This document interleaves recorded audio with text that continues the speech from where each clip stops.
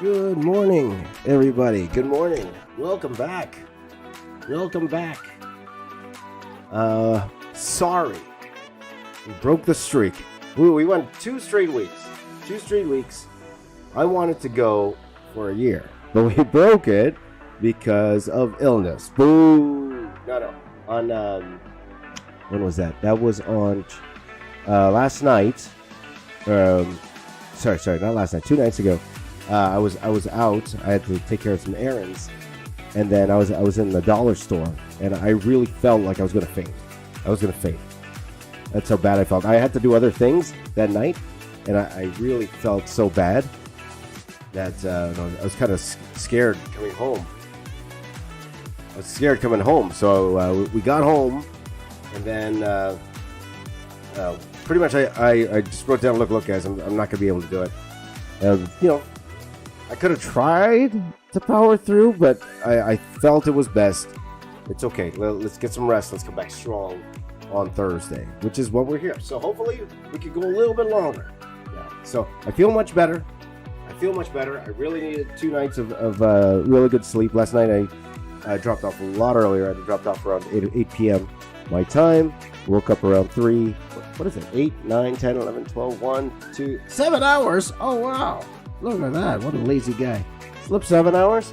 What's going on? So, good to see you all. And if you're celebrating, I believe it's American Thanksgiving today. American Thanksgiving. Or if you're just celebrating, or if you just have a regular day. In Canada, we just have a regular day today. Kids are going to school this morning. So, our Thanksgiving in Canada, it's in October. That's when ours is.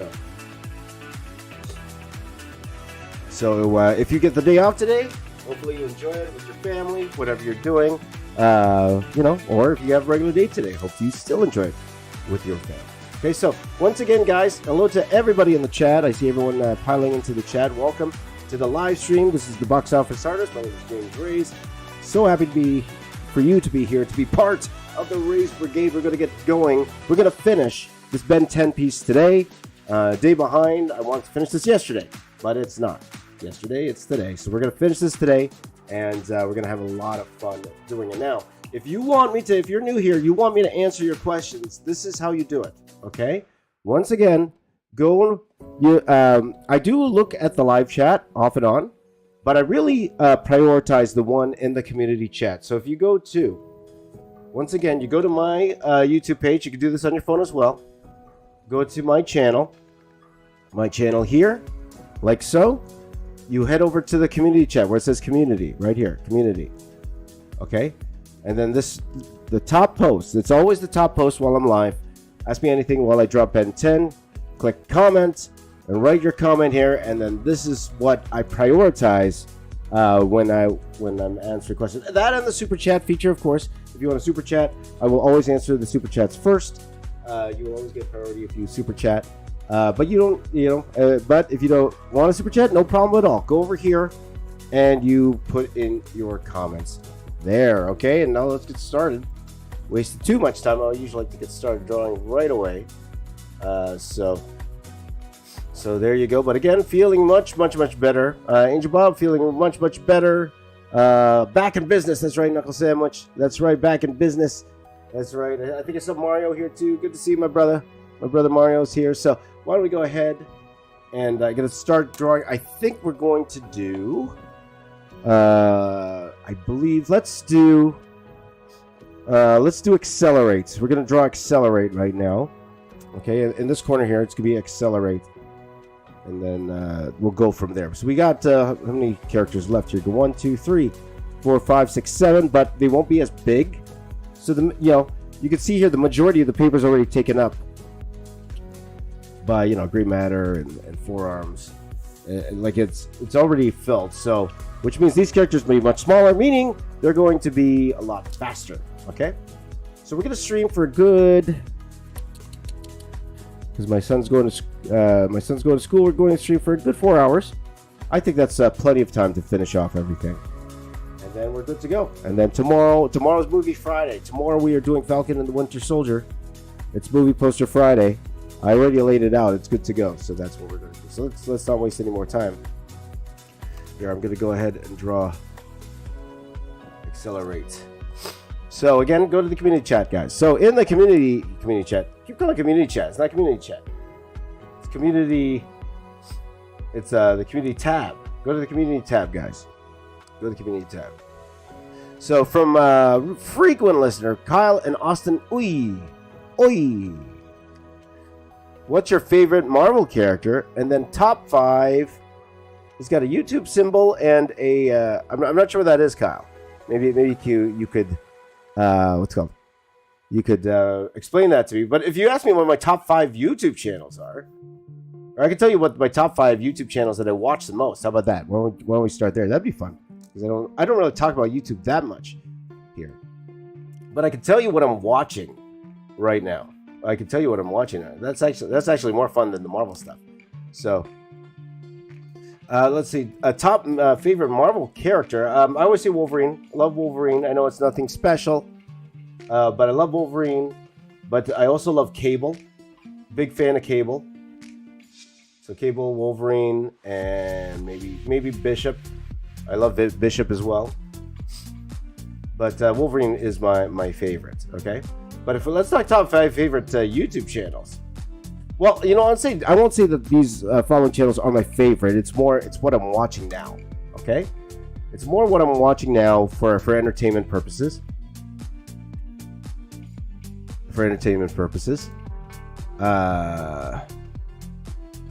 So right now, I would say, let's see, things that are in my subscription feed or my homepage the most often now. Like it varies from day to day. Okay, so right now I listen to, I say entertainment-wise, where I get my daily news updates. You guys know me, my friend John Campy, who's murdering it right now, doing so well. He's actually the one I kind of model these live streams after, because that dude has been doing it for like 6 years and pretty much streaming every day for 6 years.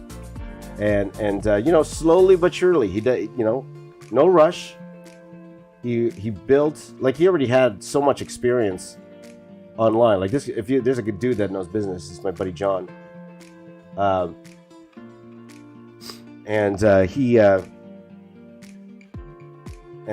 admire everything that he's built on his own. Like he left his job at Collider, full-time job with benefits and all that, to start his own thing.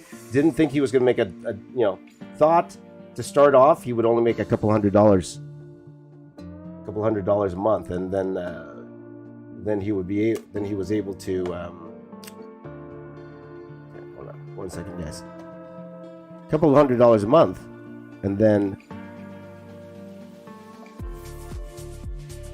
he was able to really take advantage of Super Chat, because people just want to hear him comment. They just love his commentary. So, and he built it over the past 5 years. Like, he really built what he has today. Now, he doesn't have the most subscribers. Like, my subscription dwarfs him, but the amount of money he makes dwarfs what I make, for sure. And the viewer engagement, for sure. So, I'm be proud of my brother. So I listen to him daily just to keep up on news. So John's definitely one. In terms of in terms of getting my wrestling fix, I told you I watch What Culture. I watch What Culture daily. What Culture Wrestling daily. I usually call them an aggregator because they pretty much they just take what they hear on Wrestling Observer and all that stuff as an aggregator. So if I want to just take my fill of wrestling news, you guys know I love the wrestling. That's why I go there. And then I get into the motivational speaking type stuff, which I like watching. So a guy I've been watching a lot, Alex Hormozy is probably the newest one I've been watching a lot now. He's starting to get pretty big. Alex Hormozy, but I used to watch a lot of Tom Bilyeu and Ed Milet, those kind of guys. So a lot of motivational business type speaking guys. Right? of course, everybody watches Mr. Beast. Of course, I watch Mr. Beast all the time, just because it's fun and also to study. I think everybody studies Mr. Beast because he's really the gold standard. And try to see if there's any way I can incorporate that in my content without, copy. Hi, Michael. Hi, Michael. How you doing, my brother?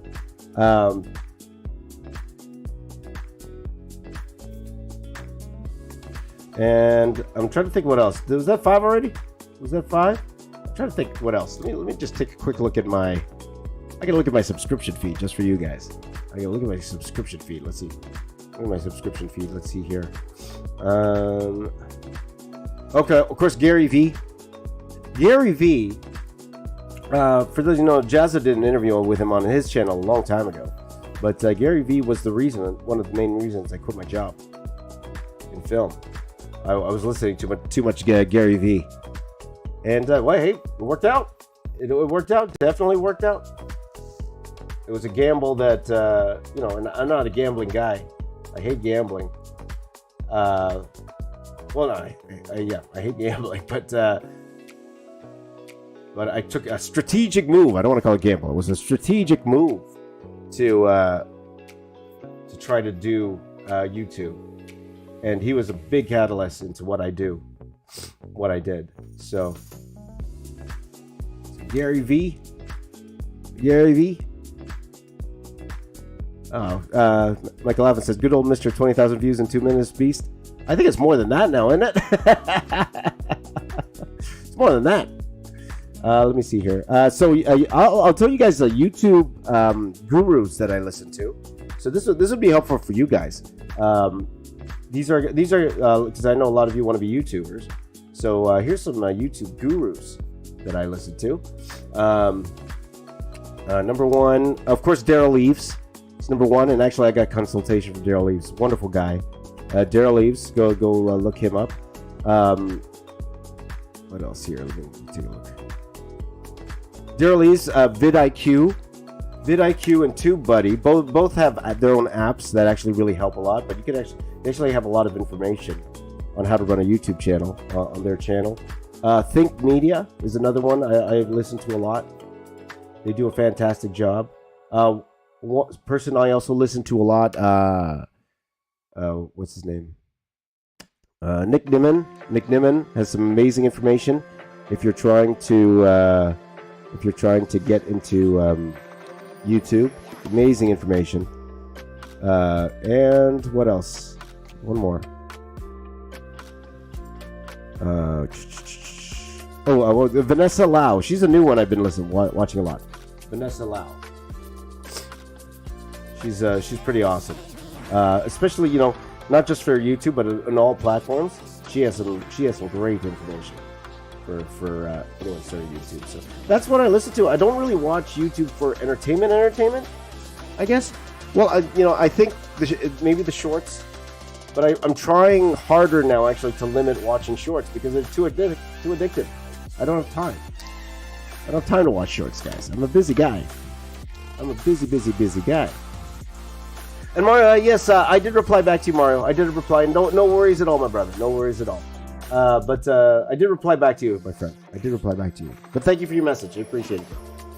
Let's see here. So let's go back to the community chat. So thank you for that question, Ian. So once again, if you guys want to ask me a question, go to the community tab, our favorite place in the world, the community tab, and go ahead and ask me a question in the community tab. Okay, so we'll go to the next question in the community tab. From Party Poison. Oh, wait. Actually, I guess I didn't have this sort my news first. Oops, I missed a whole bunch, actually. Okay. From Mad Haven. Apasami? There you go. What is your most and least favorite Marvel movies? Oh, someone wants to start a fight. Someone wants to start a fight. So, my favorite Marvel movie, for nostalgic reasons, and I mentioned this before, my favorite Marvel movie for nostalgic reasons is the first Avengers movie. Is it like the best movie wise? I think like things like Winter Soldier, Civil, maybe not Civil War. I think things like Winter Soldier, even Endgame. Well, maybe not. Or actually, Infinity War. If anyone, I would place it maybe a little higher, like in an actual overall movie. Maybe those two. But the feeling I got seeing all those characters on screen together for the first time ever, that I was never expecting that growing up, that I would ever see something like that. Because remember, in the 1990s, Marvel was bankrupt. They weren't doing well. They weren't owned by Disney at the time. So what they ended up doing, they were selling all their properties. They were selling all their properties individually to different movie studios. So that's why we never got an Avenger movie earlier, because the rights were held by different people or different studios. Okay, that's why we don't see a Hulk movie right now, because Universal owns the rights for a solo Hulk movie. The only reason we got to see Spider-Man was because Sony and Marvel were able to work out a deal. And it's funny that Marvel has to work out a deal to use their own character. But Marvel and Sony worked out a deal so that Marvel could use Spider-Man in their properties. But I never thought I would see Captain America, Iron Man, Thor all in one movie, and it made sense. Right? That was the biggest thing too, because the Marvel universe is so big and expansive. In comics, you're like, how would they make this work in a movie atmosphere? How would they make it work? Because that's totally different things. You have like characters that were based in reality. Like Iron Man's a little bit more based in reality, right? And then you got something like Thor. That's definitely not, right? So it's like, how would they ever make this happen? And then they made it happen. And I was just in awe seeing all of those characters all together for the first time ever. And that was that feeling I got in that theater, seeing all of that happen. It's unsurpassed. So my favorite Marvel movie is the first Avengers movie, just because of that feeling. Because then Marvel went the more is more route for Endgame, because you thought that was a process. Look at even more characters, And then what are they saying for talk about more is more? What are they saying for Secret Wars? Every single character from every Marvel movie ever will be in there. That's what they're saying. Every Marvel movie ever.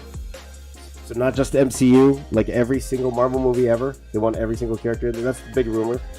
That's the big rumor. We'll see. We'll see if that's true or not. But that is my favorite Marvel movie. Okay, so but if we're going to talk about what do we talk about? Least favorite Marvel movie? Oh, okay. Let me think. Let me think about that, because I want to answer honestly. I'm an honest guy. You guys know that. I'm very honest. I'm an honest dude. Let me think here. Because, I actually like Thor: The Dark World.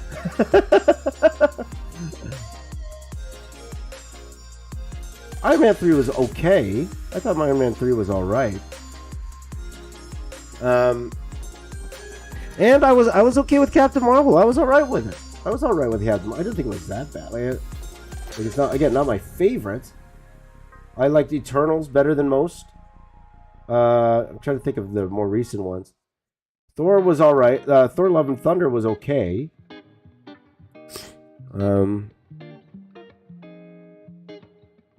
Doctor Strange. Wasn't the biggest fan of Doctor Strange. But let me ask you guys. Let me ask you guys in the chat. Maybe I'm forgetting things. So we're talking the movies here. We're not talking about the shows. Okay, we're not talking about the shows. Because if we're talking about shows as well, She-Hulk, hands down, She-Hulk. I did not enjoy She-Hulk. Again, but if you did, fantastic, congratulations. I couldn't be, that's great. And I got a lot of friends who really love She-Hulk, and that's fantastic. I did not like She-Hulk at all. I did not like She-Hulk. In terms of the movies, if you guys have a worst favorite, if you have the least favorite movie, let me know. Let me know in the chat. Let me know in the chat.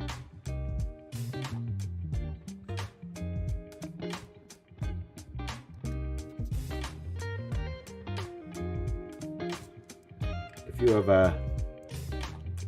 okay, so we got Iron Man 2, Thor: The Dark World. There you go, from Angel Bob.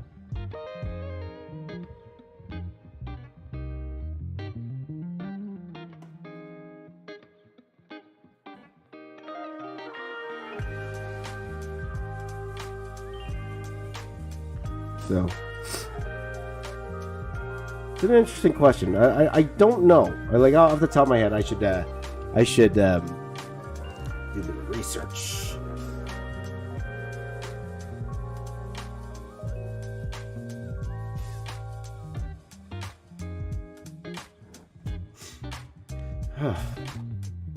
Natran says Spider-Man No Way Home he didn't like. Okay, each his own. Overflow didn't like Thor: Love and Thunder. I can understand that.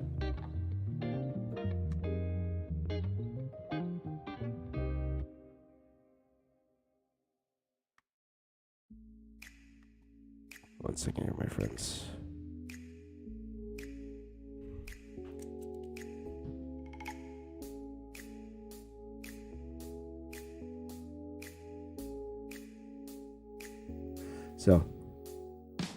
So anyway, that's my answer to that, my friend. Okay, so Revan, I love your videos, man. One question: what's your Marvel movie ranking? Oh man, that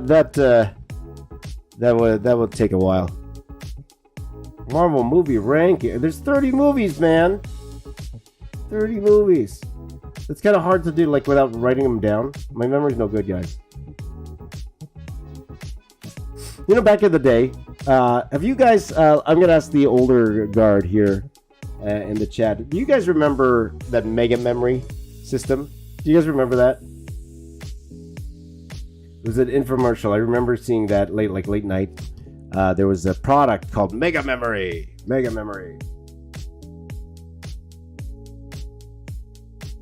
And then the guy made people call out different objects from 1 to 30, and then they gave him a number, and he told them what it was.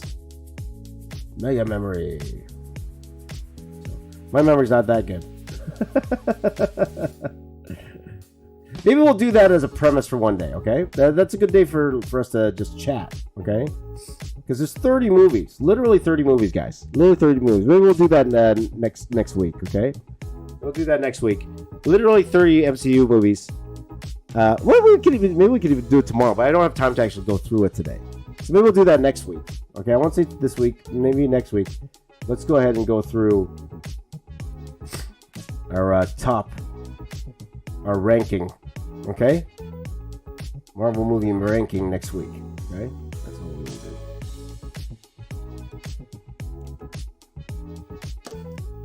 do. Okay. So, next question here. Once again, guys, if you want to ask me a question that I will guarantee to answer, go to the community tab. Okay, go to my channel, go to the community tab, and then the top post there, you reply to it. That's what I'm answering right now. Then that's what I'm prioritizing. Of course, if you want to super chat, you can. You can. I don't have the live chat on. Maybe that's one. You want to? Yeah. If you want to super chat, of course you can. That's always welcome, and I will always prioritize those first. But yeah, it is what it is. Your favorite YouTuber, Arslan Zone. Let's see here. So good. My favorite YouTuber of all time. That's a hard question, actually. I got to think about that. Because it depends on what you mean favorite. If you mean favorite that I watch all the time, that's different than one who I think is killing it. You know? Or doing a really, really excellent job. Like, I am loving what Ryan Trahan did this year. This was Ryan Trahan's year, I think. He did some real innovative stuff this year. So I'd say Ryan Trahan is definitely one. In fact, I'll go there. I'll go there. Ryan Trahan. He was my favorite this year. Ryan Trahan. There you go. Penguins was taken. Do you remember me? My old IGN was Zart. I don't remember you, but that's okay. That's okay. I'm glad you're here. Glad you're here. You like Spider-Man movie. Awesome. Okay, Kareem Mendoza says, what's your favorite DC movie? Okay, it's like, okay, James, balance it out. All right, let's go. My favorite DC movie. Let's go. There's a lot to choose from. I would say... Because I'm also going back to like the older DC movies in my head. I'm trying to think of other DC movies. Like, is it just like one big... Actually, this hand, is it just like one big nail?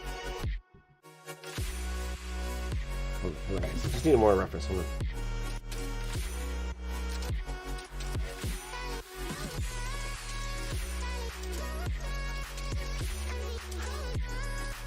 It's just like one big nail, right?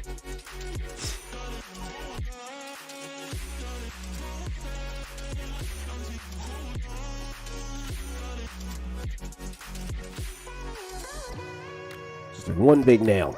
Anyway, what was the question again? What was that question again? Penguins, I just answered your question. Okay, favorite DC movie. There you go. Okay, so trying to think back to all the different DC movies. Of course, you got the original Superman series, of course. We have all of the Batman movies. So many Batman movies out there.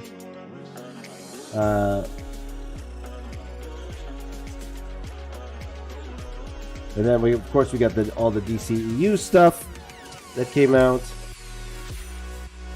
So out of all those, what is my favorite? I'm trying to think. Like off the top of my head, I kind of lean towards Snyderverse. What's called Snyder Cut. Off the top of my head, I'm leaning towards Snyder Cut.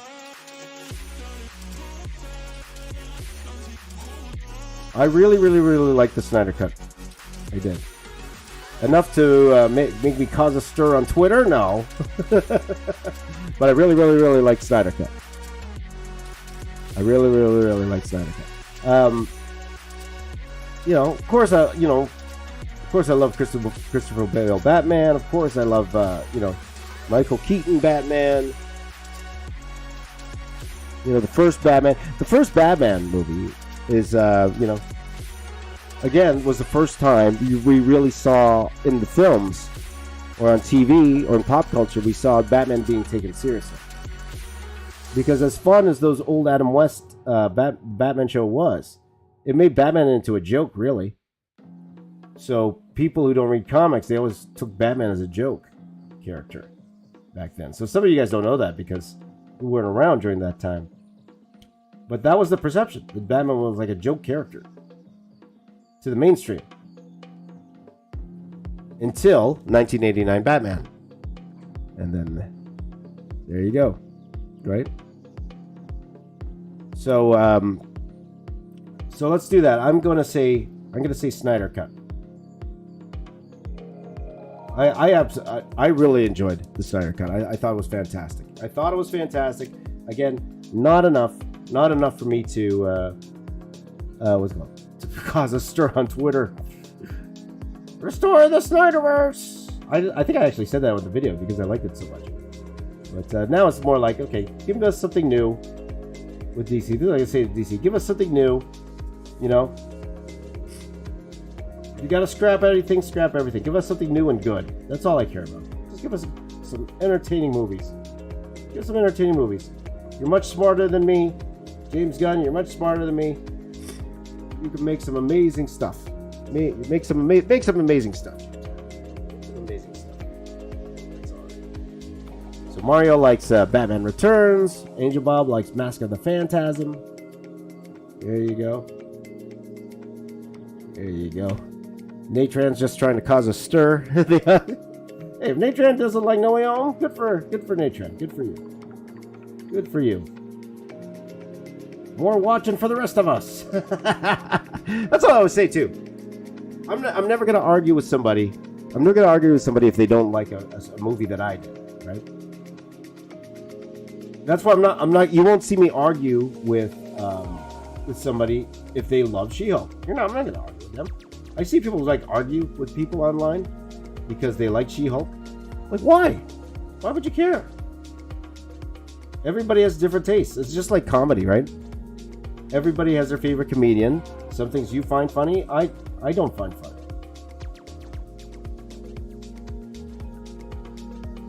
Just like, for example, Turning Red. I know some of you love Turning Red. I did not like Turning Red. I did not like it, and that's fine. It's all good. All good. I'm not going to tell you shouldn't like Turning Red. Of course not.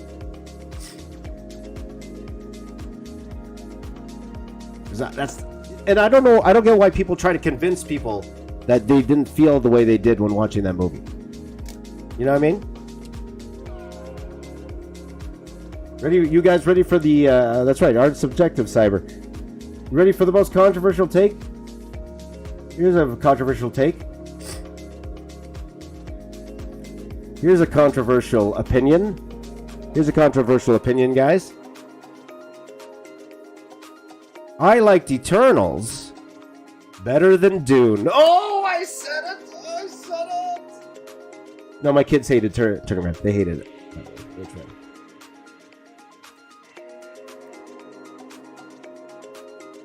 And again, I was saying the reason I wasn't a big fan of Turning Red is because the upbringing is different. Like some kids were raised that way. Some people see themselves in those characters in Turning Red. That's great. But how I was born, or how I was raised, how my kids were raised, we would never talk like that to our parents. So it was actually a big turnoff. It was actually a big turnoff because the values are different. I won't say it's better. I won't say it's worse. It's different. So those people who really enjoyed it, and my buddy John Kevin loves that movie. It's fantastic. That's great. But I could not relate because it's so different from the values I had growing up. Right? That's why.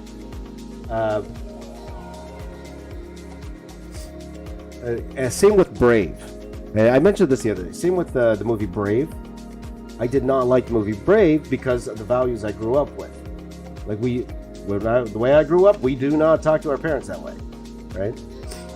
But I know a lot of people. That's the way they grew up. That's the way that's the way, and they live wonderful lives. It's fantastic, great, no problem, just different. Knuckle Sandwich liked Eternals more than Dune. Also, there you go. I think also because I'm not very familiar with Dune, so I think if you actually read the book, maybe you would be more inclined to enjoy it more than I did. But it was okay. It was a beautifully shot movie for sure. But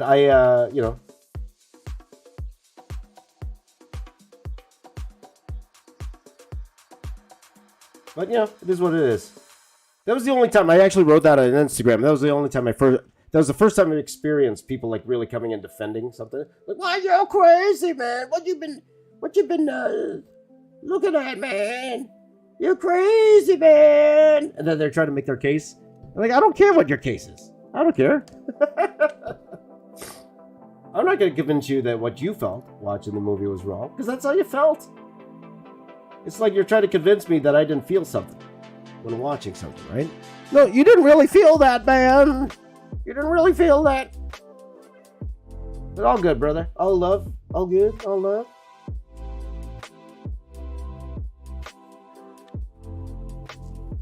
All love.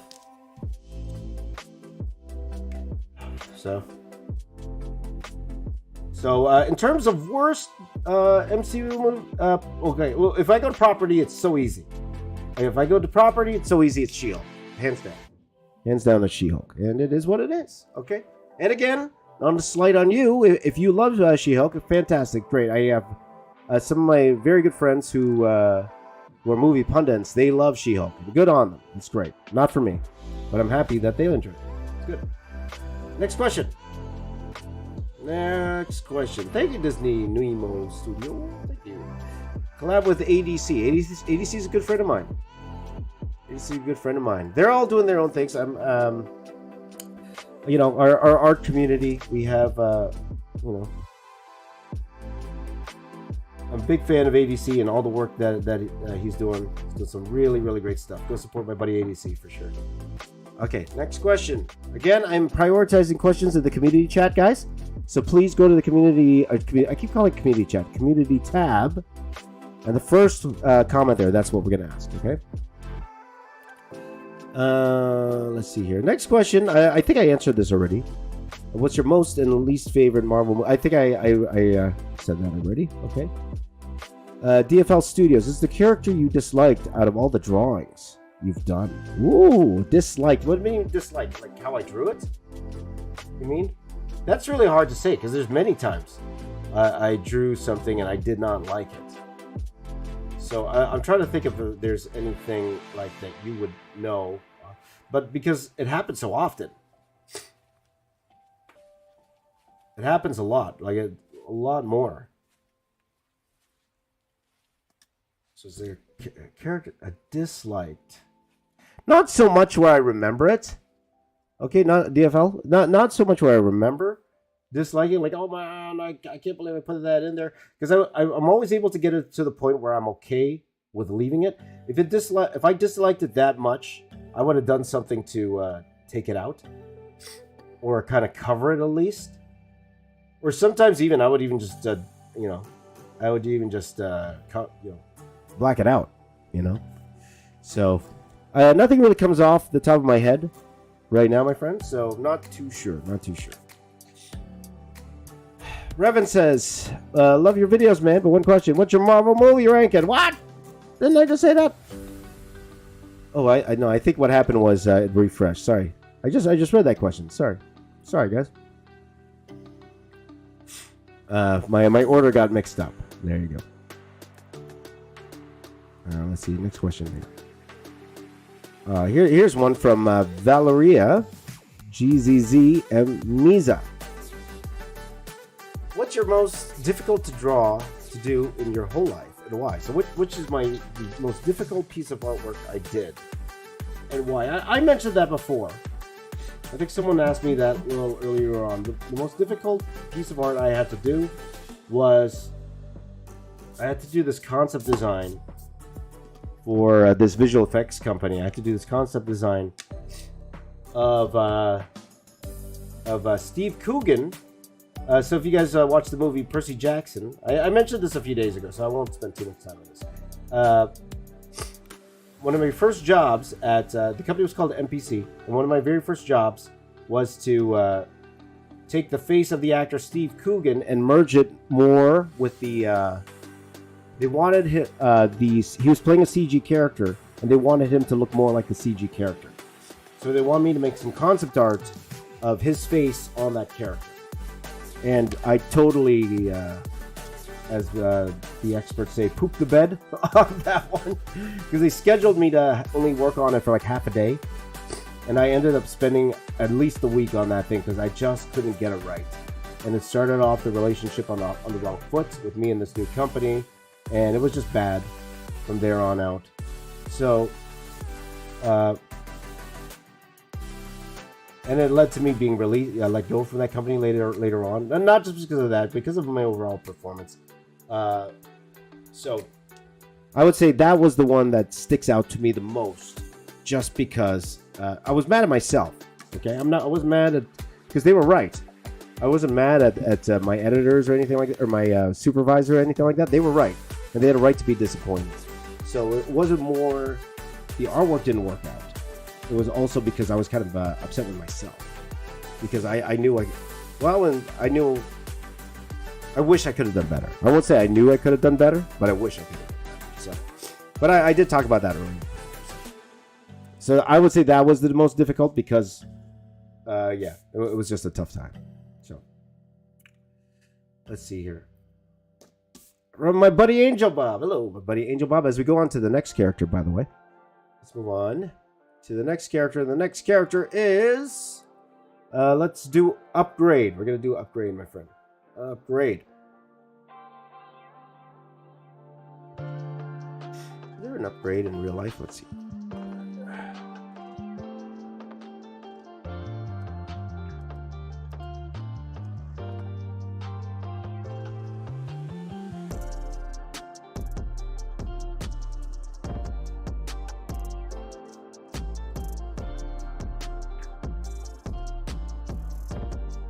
Not really. Not really. Okay. That's okay. Okay, next question here. Next question from Arslan Zone. I think I just read that. Who's your favorite YouTuber? I said Michael Trahan. Mario said, did you receive my message? I did, Mario. Cyber says, when you were spending 16 hours a day drawing comics, how did you prevent growing resentful of the process? I seem to struggle to keep my passion and feel like a chore. I take breaks from time to time to make it fun again. Any tips? You just described the life of a comic book artist, my friend. Who stays motivated for 16 straight hours? Nobody. Well, there maybe there's some. You know what? Who I could see doing that? My buddy Don Figueroa. There are two guys that I call the quintessential Transformers artists. My buddy Alex Milne and my buddy Don Figueroa. Those two are just crazy good when it comes to Transformers art. Guys I look up to, good friends of mine. But when you're drawing 16 hours a day, my friend, like, you get tired. It's just human nature. You get tired. And depending on your diet, depending on your lifestyle, it makes it even tougher. If you're not in shape, if you're not eating the right things, it makes it tougher. I will say, you guys know I've been on this carnivore diet for the past, how long? I've been on this carnivore diet for a while. I think I'm going on 3 weeks now. It's actually helped me in the mornings because I don't eat carbohydrates, so I'm not tired when I talk to you guys in the morning. I'm not tired at all, and throughout the day, I pretty have even though I don't sleep as much, I do have a lot of strength, a lot of energy throughout the day because of the diet that I use. But it's not just diet, of course. It's motivation. That's what you're talking about, and there's just really no way around that. That's part of the job. As much as we would love to say that we're motivated to draw 24 hours a day, some are, some aren't. Mine isn't. Yep. Cyber says, my same man. My brain runs much better on ketones. That's right. I do find on this diet. I'm not going to promote the diet. I'm not. It's hard. The one I'm on, it's hard, and especially if you're growing up, I would not recommend this diet. You should get your essential nutrients and stuff. But for me personally, I find more energy that way.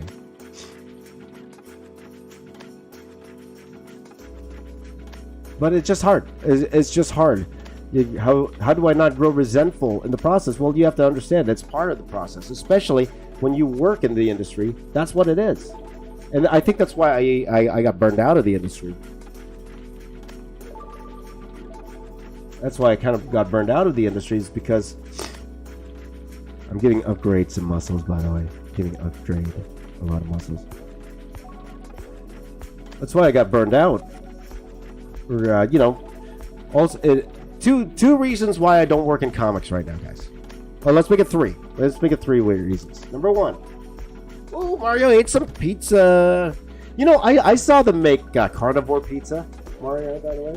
Let me just get this out of the way. Well, okay, let me answer this question first, then I'll get to the carnivore pizza. Okay. So 3 reasons why I'm not in the comic book industry now. Number one, the uncertainty of finding a job, right? The ebbs and flows of finding jobs. It's too much of a risk for me. Okay, that's number one. Number two, the amount of workload. Super hard. And I won't even say that. I'll take that back. Number two is more, I'm not very good at sequential art.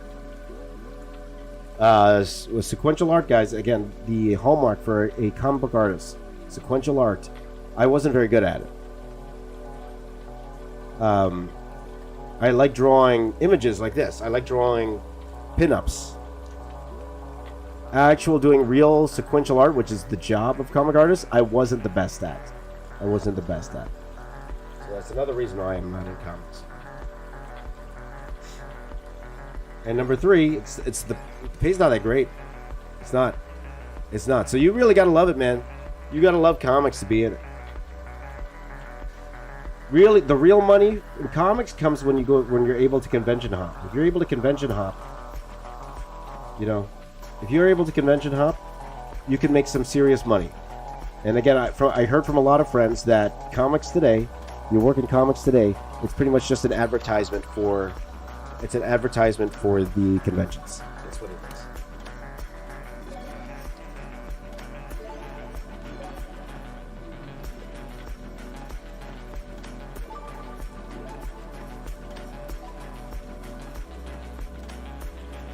That's what it is. So, oh, thank you, Natron. Thank you. So there you go. It says, thanks for your answer. I just have to quit being a softie. No, you're definitely not a softie, man. If you're a softie, I'm a marshmallow because I'm with you, brother. It's hard. The grind is tough. So, but that's why I don't. So let's get on to the carnivore pizza. So I saw a dude make pizza. Okay, so this is how he made the crust. Okay, he made the crust with ground chicken. Okay, so he put a ground chicken. He put Parmesan cheese. I believe he put eggs, and then he put there was one more thing. And he put pork rinds.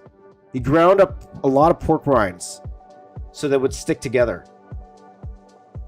So he blended all of that together, and then he spread it out like a crust, and then cooked that. And then after that, then he put his meat and his cheese on top of that. Now I know it's good to eat pork rinds and stuff on the carnivore tab, but it just seems too much for my old heart. It just seems a bit much. Whenever I see someone put that much pork rinds on something, it just seems a little bit more than my old heart can take. My old heart. Though I won't lie, part of me wants to try it. Maybe for pay-per-views and stuff. Oh, speaking of which, guys, I am going to miss Survivor Series this weekend. I'm going to miss it. And I'm so sad I'm going to miss Survivor Series. It's because I'm preparing for my show. You guys know I have my show this weekend. Time to Draw. We're doing a filming on Sunday. And we are preparing the venue and all that stuff today, tomorrow, all the way through. And I don't think I'm going to be home in time. Unfortunately, I won't be home in time to watch Survivor Series. I can catch the replay because I do have the WWE network, but I won't be able to watch it live. So I'm kind of bummed out I can't do that. So hello, Evan. How you doing, buddy? Thank you so much. Next question here. So again, guys, go to the community tab if you want to ask me a question that I will answer right away. Okay. So, from Natran, again, did you know in Singapore, school is out except for kindergarten? So you got the day off today? Is that what you're saying there, Natran? Again, because today is American Thanksgiving. So, to all my American friends, I hope you have a wonderful day off. It's not a day off here, though, not in Canada. This is buffer. Oh boy.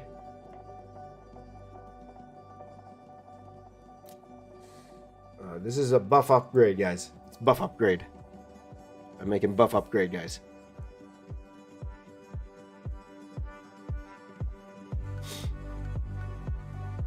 Okay, so next question. Next question here from Kareem Mendoza. Hello, Kareem. How you doing, my friend? What is your favorite tools for drawing? So you see it here. I'm using a permopaque marker. That's my favorite marker. By the way, I tried to get a sponsor from that other marker, for that other company. I actually have a friend who works as a she's like their number one accountant or something like that in the other company. So I asked about trying to get a sponsorship from them, and they won't do it. They won't do it. It's unfortunate. But it's just like Copics, right? Everybody wants a Copic sponsorship. They don't sponsor anybody except for Vex. I think Vex was the only one who was able to secure a Copic sponsorship.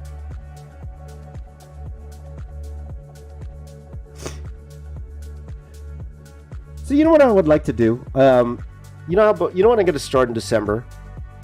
I think I'm going to try to make these live streams a little bit more like a show, where we'll have just a bit more structure than what we're doing right now. Like right now, I'm just pretty much answering your questions. But if there's a more structured way, I could do it. And I'm even thinking about biting that bullet and paying the $150 to do the 3-hour podcast every day. Just to make it a little bit more interesting for me. And I do want to get that podcast going. I think it's worth the investment. So, maybe we could do like show topics. You guys could give me some topics. I could discuss them. I will get your community feedback, stuff like that. Controversial here. It's just all good fun. Okay. Now, some of you might say movie reviews are a little controversial. They can be. They definitely can be.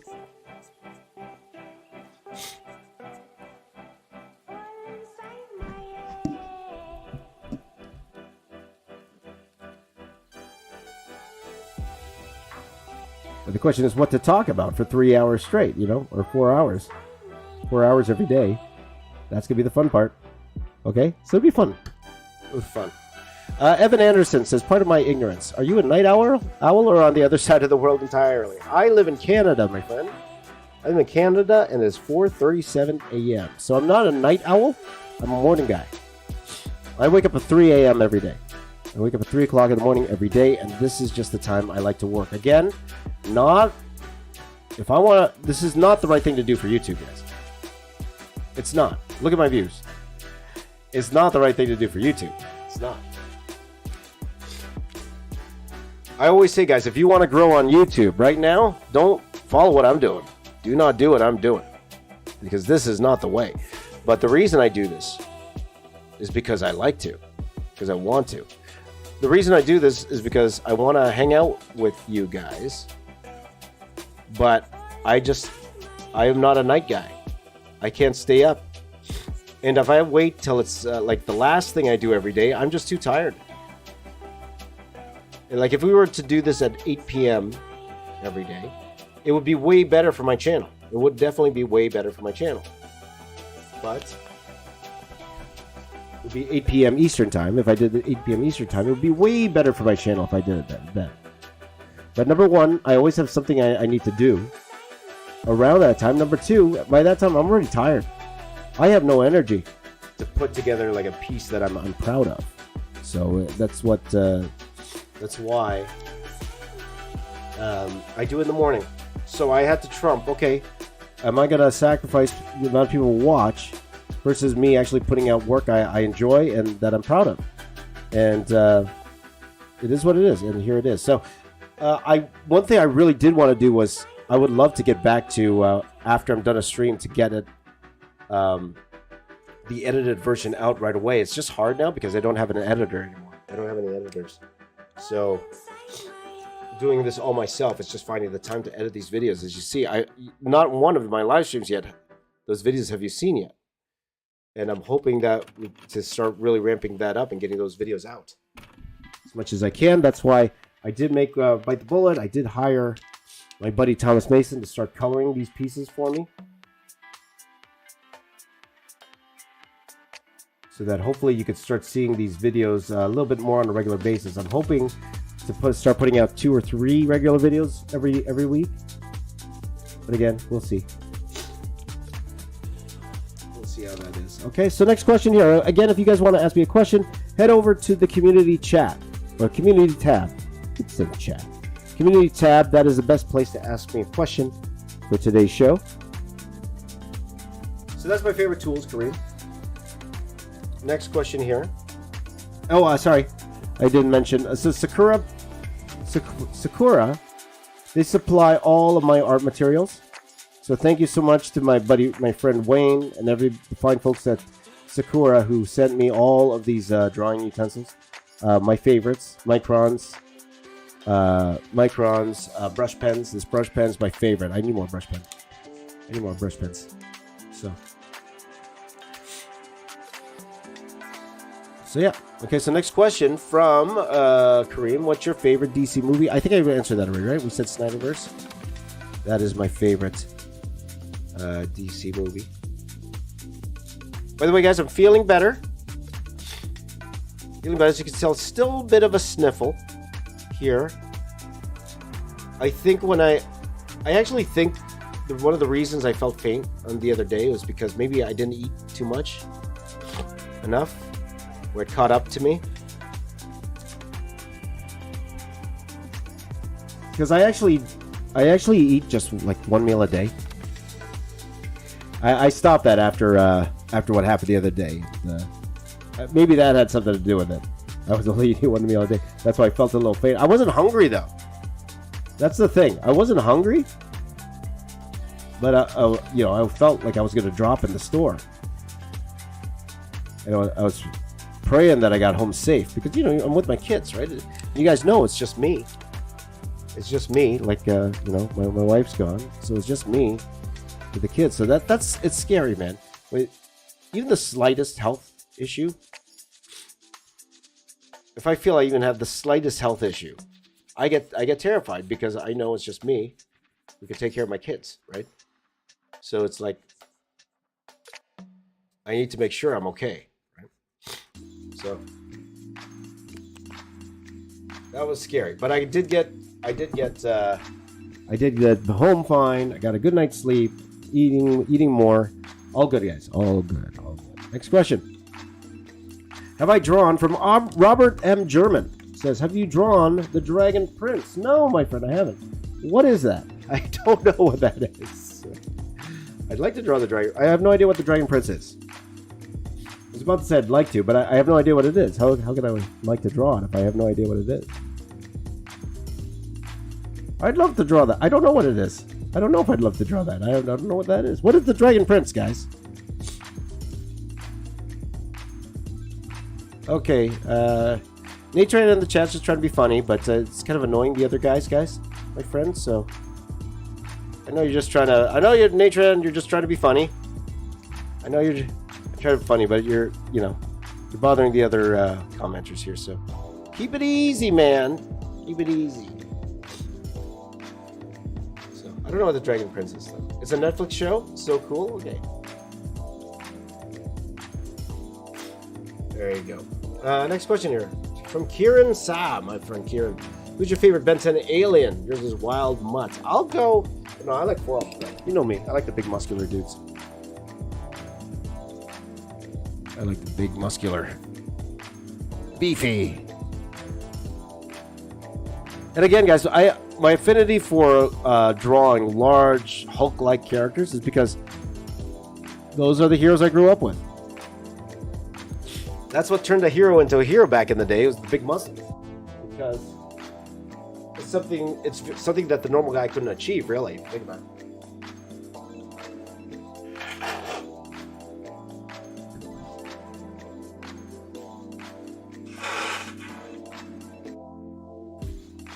It's more allergies. Thick muscles, man.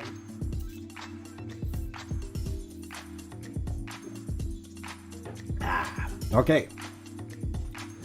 So, yours is Wild Mutt. I'll go with forearms. Why not? Let's see here. Xavier R. said, hi, James. Did you see that Lord Zed Krang cover for the next MPR TMNT cover? I have seen that. That is the best idea ever. I love that idea. Because the artist shared it. I saw it on Twitter. For those of you who didn't see it, if you don't know who Lord Zed is, look up Lord Zed. He is a Power Rangers villain, but he has this exposed brain, and then the dude, he crossed over Krang, who we know is a brain, and Lord Zed, and it's the best thing ever. I absolutely love it. That was one of my favorite the best things I've seen in a long time was that cover. It's like, wow, what a crossover. That's great. That is great. Great stuff. Great stuff.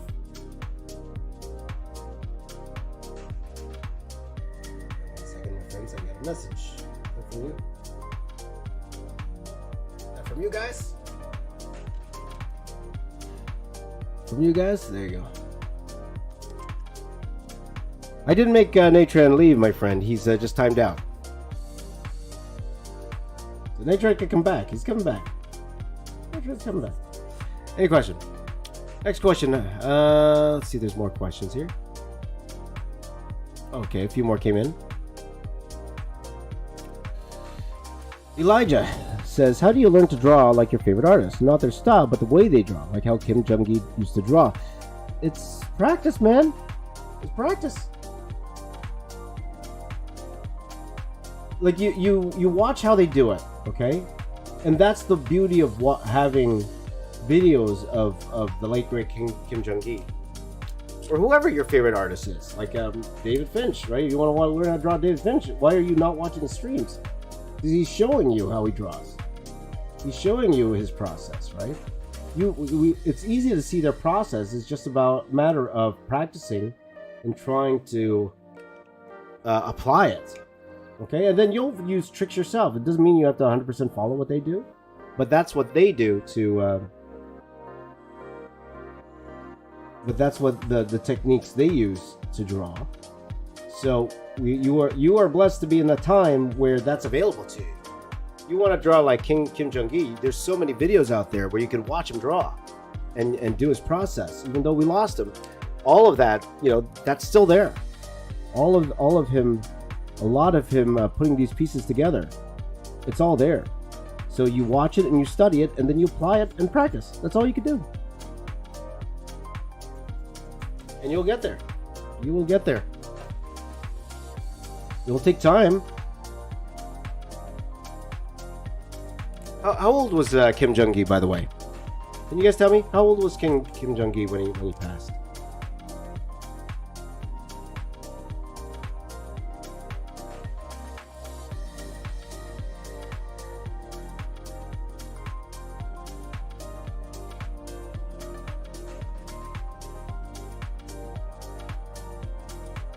It was 49, yeah, 48, 49. Remember a lot of you are way younger than that, right?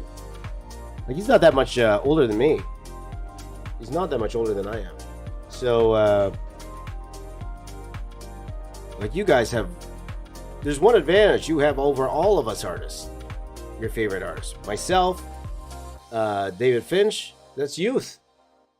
You guys are so young. You got plenty of time to get there, not only be as good as us, okay?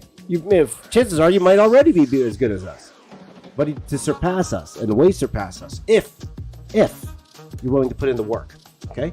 If you're willing to put in the work, if you're willing to learn, if you're willing to study, if you're willing to not be, stuck in your ways, to not have an ego that you're the best, and you're willing to just sit down and learn and practice and work hard, you're going to be way better than all of us. You're going to smoke us, all of us. Okay? But you got to do those things. If you have too much of an ego, if you're not willing to learn, if you're not willing to get better, if you think your style is the best, if you're not willing to look at your own problems or your weaknesses and try to solve them, then your growth is going to stagnate. It doesn't matter how much you practice.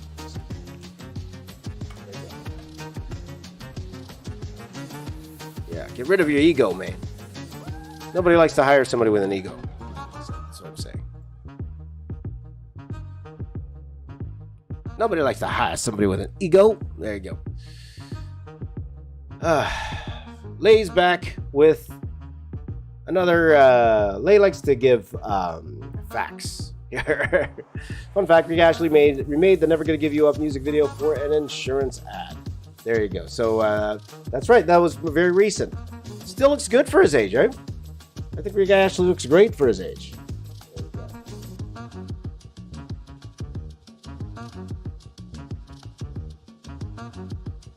Angel Bob said, "Sorry, did I miss your answer to my question? To clarify, this isn't the question. I forgot what your question was. I think I did, though. I think I did. Oh, no, I missed your question. Angel Bob. My apologies. I was meaning to answer this question. Andor finale was awesome. What are your favorite endings to TV shows or movies? Fantastic question. In fact, that's such a great question. I want you guys to answer in the chat. You can answer it in the chat. What is your favorite ending to a series? Okay. I will say, first of all, I am so behind on Andor. I think I'm like 3 episodes behind on Andor, but I really want to finish it. I really, really want to finish Andor. Well, by the way, guys, we're going to move on to Wildmutt, by the way. We'll use Wildmutt. Now, we'll draw him here on this side. I would say some of my favorite endings to shows or movies. The Sixth Sense. The Sixth Sense. Breaking Bad was pretty cool too, Zinbin. I like Breaking Bad too. I didn't really watch Breaking Bad. My wife did. She was a huge Breaking Bad fan. But she made me watch the finale, and that was a pretty solid finale. For even without context. Even without knowing the show that well. Even without knowing the show that well.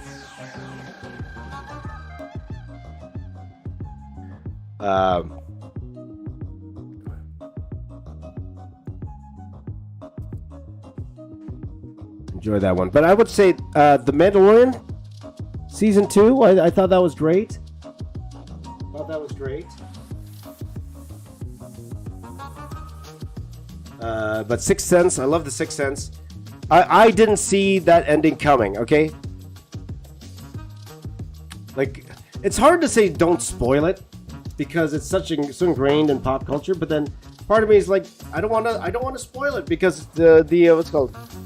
The feeling I got in that theater when I was watching it. So I actually watched it in the theater, guys. I'm that old. I watched it in the theater. And then when that reveal came of what's really going on, you're like, whoa, man. Whoa. But then you're also like, oh, it makes sense. And then when you watch it again, you're watching it with different eyes. You're watching it in a different lens. So movies like that was definitely a different. Movies like that, they don't, having that kind of shock ending to it. I'm trying to think of other ones, but yeah, I like the Mandalorian Season 2 ending. Love that one. Evans is Usual Suspects, classic movie twist, right on. Okay, so try not to spoil them because we have a lot of young guys here. You should really try to experience these movies because they're iconic for a reason. There's a reason why people like things like The Usual Suspects and all that stuff. So that's a great topic, right? Classic movie endings. That's a great topic. We should. I should write these down. Like these would be great to actually sit down and discuss in depth, right? Classic movie endings. That's a wonderful question there, Angel Bob. But speaking of endings, I did not watch the finale yet for Andor, and I cannot wait. Usually I watch it at the gym, but I actually haven't been to the gym all week because I was sick all week.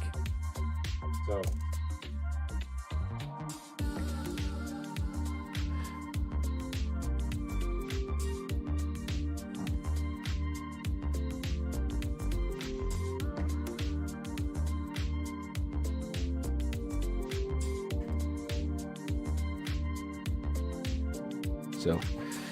So that's a wonderful question there. So, the lips are sealed. Yes. So if you guys want to mention your favorite movie ending or TV show ending, please do, but don't spoil it. And again, I understand, like a lot of the shows are old, but remember, a lot of our viewers are young, so they might not have experienced it yet. And then a lot of these endings are so cool, I want them to experience it. Still hot.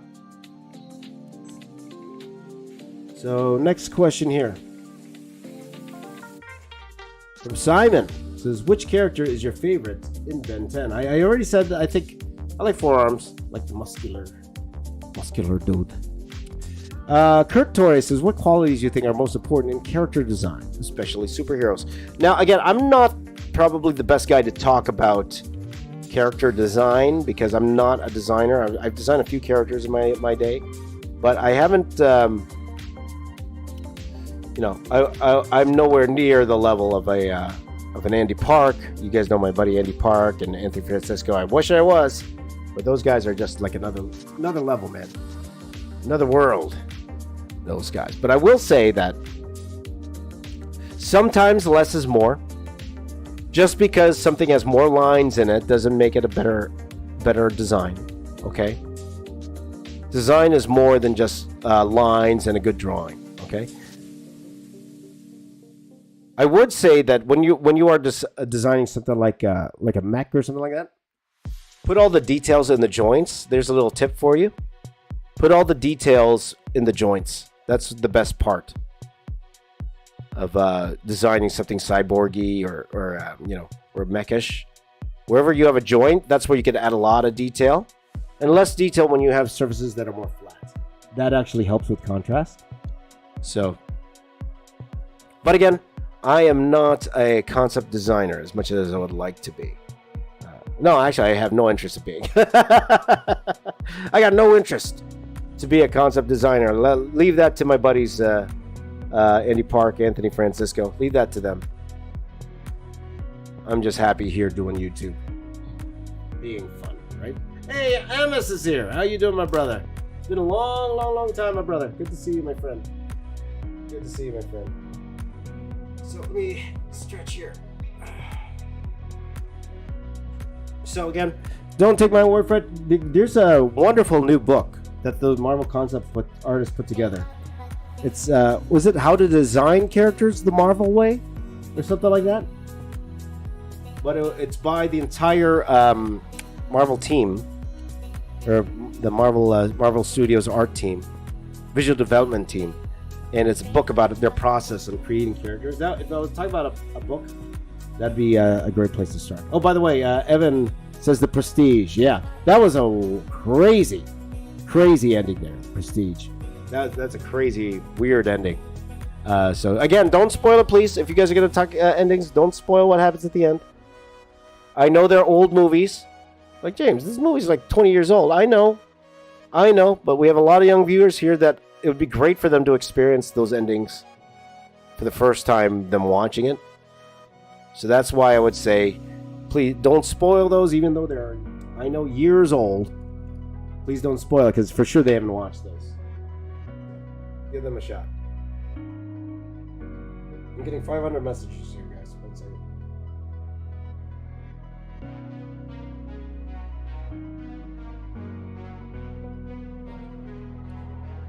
Messages. There you go. Thank you, Nickname. Thank you so much. There you go. Let's see here. By the way, Elijah did put one. I did want to address this. Elijah, and Elijah's heard me say this many times. I want to do everything. Concept art, character design, comic book art, just everything.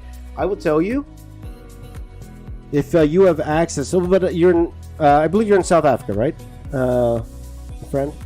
I would always tell someone who wants to do everything like that, if you were to take a course, I would say take animation, because you learn all of that.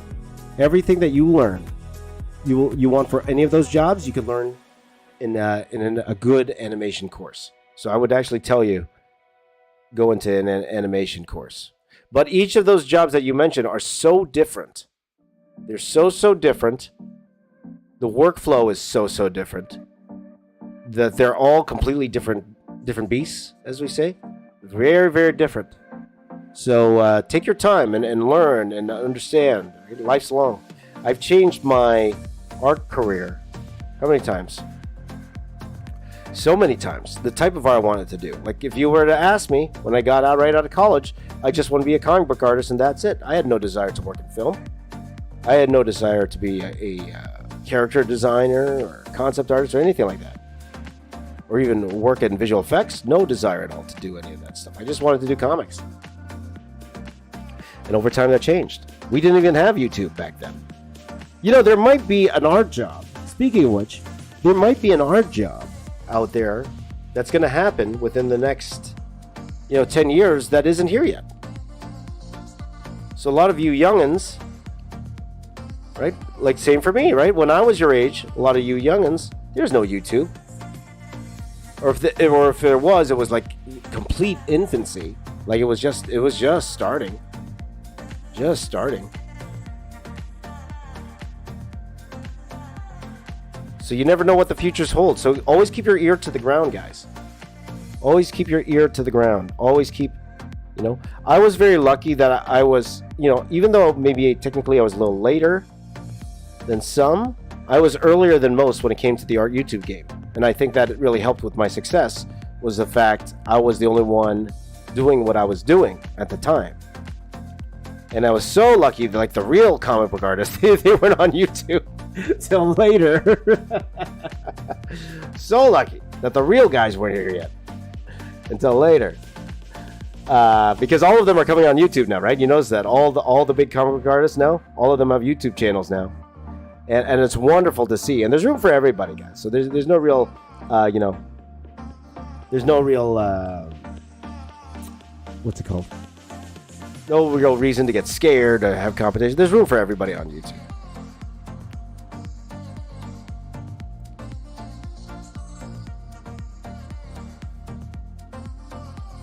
But I was early.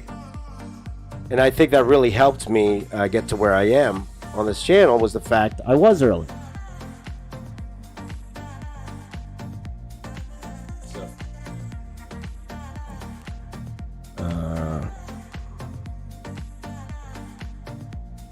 So always keep your ear to the ground. Don't get set in your ways. Understand there's always be new ways to do things. Like especially if you're a digital artist, guys. Like keep your ear to the ground with what Photoshop's doing. Because remember, what used to take like hours to do in Photoshop these days is just like one click of a button now. Because remember back in the day, for example, like in Photoshop, if I wanted to remove a background, it took time to remove a background. I have to really actually go and cut it out and try to fix the thing. Now it's one button. Remove background. Remove background. It gets you like 90% of the way there. And soon that will be 100%. Right? So always learn. That's the thing about art and technology. Always learn. There's always something to learn. So no matter what level you're at, no matter what age you're at, there's always something new to learn every single year. Even if it means you gotta learn some AI. Whoa!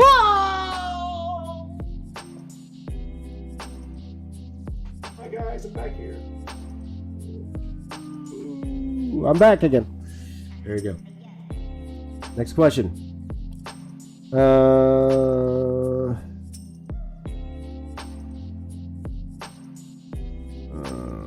Okay. Lay like spam. I like spam too. Let's see here. Next question. Okay, let's see. Xavier R. How are you, my friend?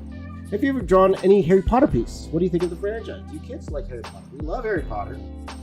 Big Harry Potter fans here. I did do, if you actually look it up, I did do a Harry Potter from its name a long time ago with the intention of making that full Harry Potter piece.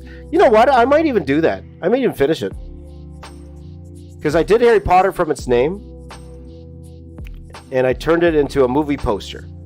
So look that up.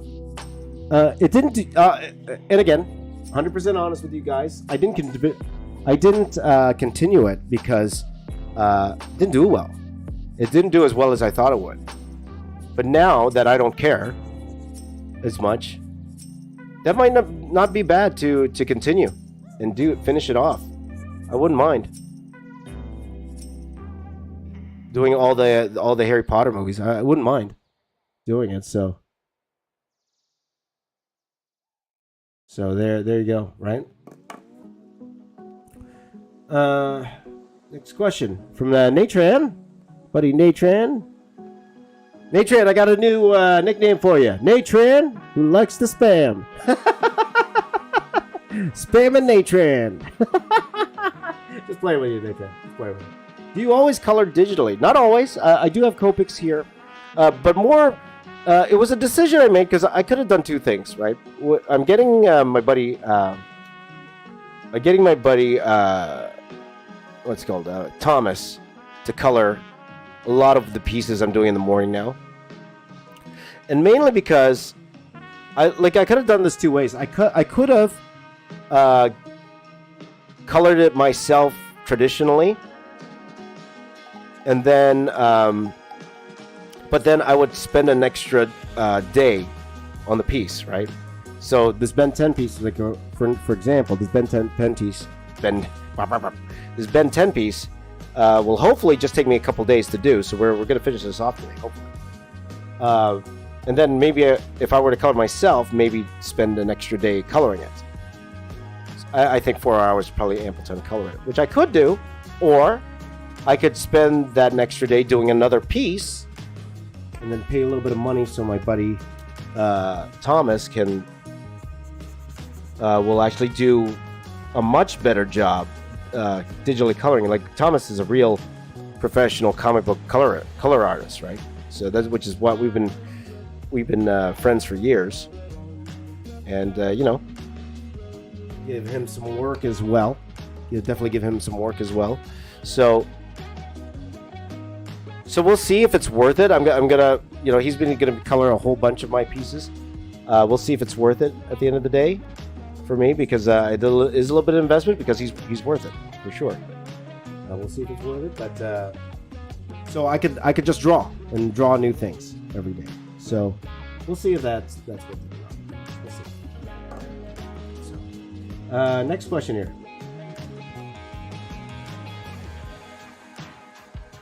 Next question. Would you, from Victor Sanchez? Oh, by the way, I will answer this one question from my friend Amos. Amos, my buddy Amos. By the way, my buddy Amos. Like some of you guys, like Michael Alpin, I believe Mario, have been around. You guys have been like the OG crew, right? For years. These guys have been following my live streams, like ever since we were doing the very first Star Wars mural on this channel. Like you could see like people come, like fans come, fans go, viewers come, viewers go. But then you could really see the ones who really support you, and guys like Mario and Michael and Amos and all of you guys. You guys really are here for me, no matter how many views I get, and I really appreciate that, guys. It really means a lot.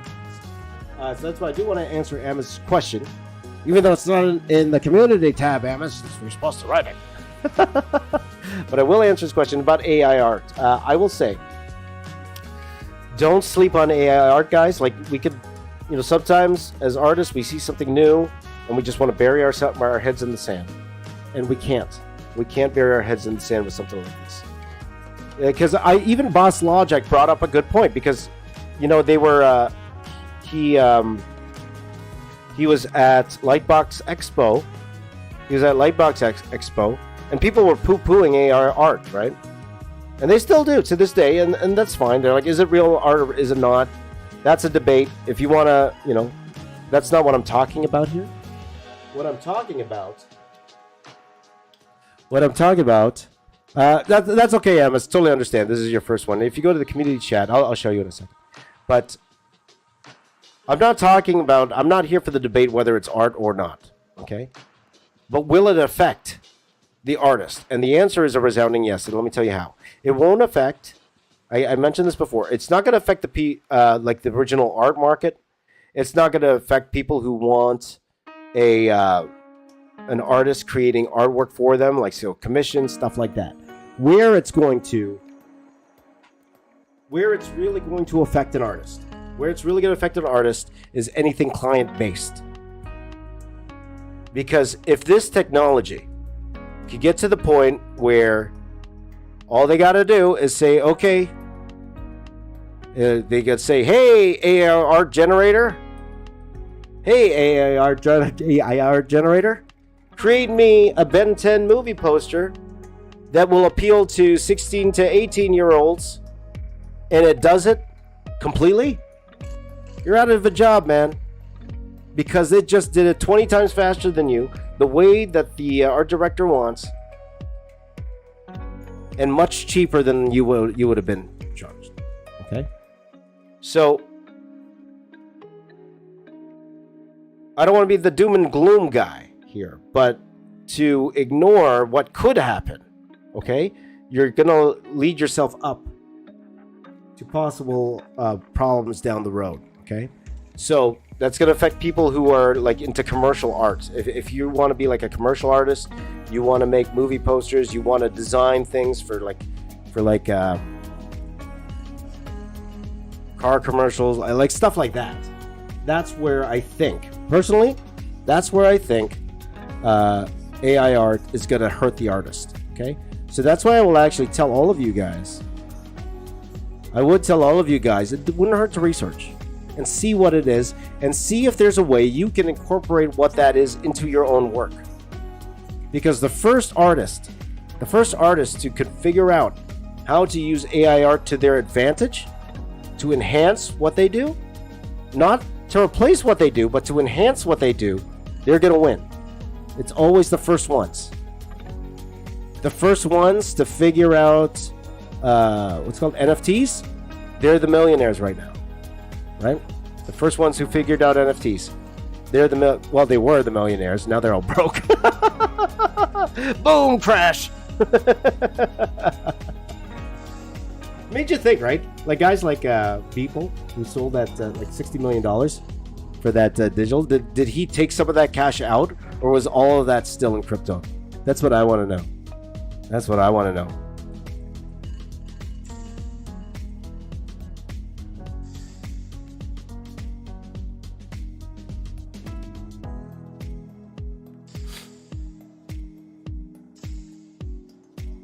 That's the hard part, man. That's the hard part. So that's what I would say, guys. Don't sleep on AI art. Don't poo-poo it. It is what it is. It's going to stay because it's easy and anyone can do it. If they're willing to learn, anyone can do it. And that's problems for the artists, okay? Again, it's not going to affect what we do on YouTube, I don't think. In fact, I'm sure people are going to make AI art style YouTube channels. I'm pretty sure.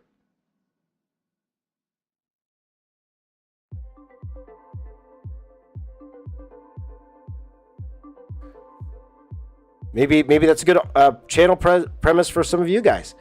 AI art style YouTube stuff, right? So that might be a good thing. So you can figure that out yourselves, guys. Okay? But that's my thoughts on AI art. I haven't answered this question. I've answered this question many, many times over the past few days, but I wanted to answer my buddy Amos there. And good to have you here, my friend. Next question. So Victor Sanchez, would you do a tutorial on drawing proportions? Again, not really a tutorial, but again, if you have any questions when I'm drawing something here, so I won't do like an actual direct tutorial on it, but if you have any questions while I'm drawing, absolutely, I would definitely talk about it for sure. But I wouldn't actually take some time to make a dedicated video for it. But I will say that in terms of proportions, in real life, I believe that the human body is about 8 heads high. But for superheroes,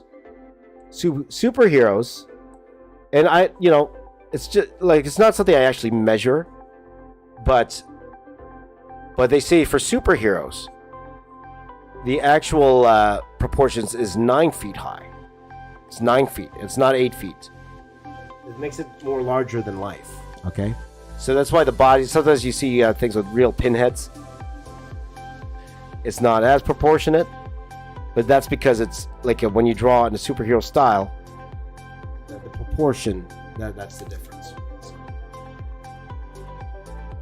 Elijah says, which is your favorite out of the Roy's boyfriends, Dean, Jess, or Logan? None of you are gonna get this, but I will. I've always been a Dean guy. I have always been a Dean guy. Jess was too much of a bad boy. Logan was too much of a rich kid. I always was with Dean, but then Dean, turned out not to be so good because he married early, then he cheated on his wife.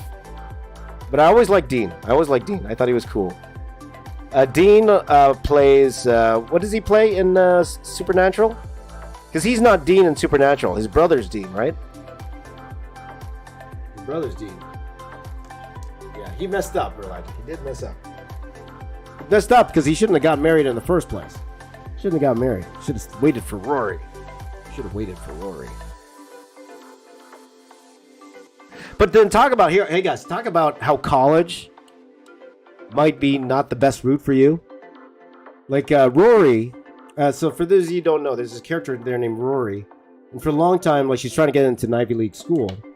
And long story short, she ended up going to Yale. But in the new episodes on Netflix, like she's out of school now. She's like 30. She's in her 30s, early 30s. She can't get a job. She went to Yale for 4 years. Can't get a job. Working for free at... No, she went to Yale. She ended up going to Yale, Elijah. Did you watch the whole thing, Elijah? She wanted to go to Harvard. She ended up going to Yale. Did you watch the whole thing, Elijah?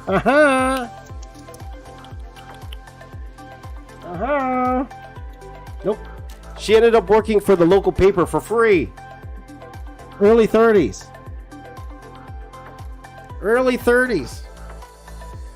She spent all that money, but then again, granted, her parents are rich, or her dad was super rich. He inherited all this money. But spent all that money on school. And she ended up working at a local paper for free at 30 years old. And she went to Harvard, right? It's like, whoa.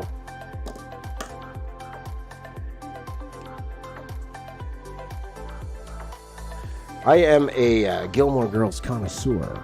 So. But Elijah's the only one I could talk to about.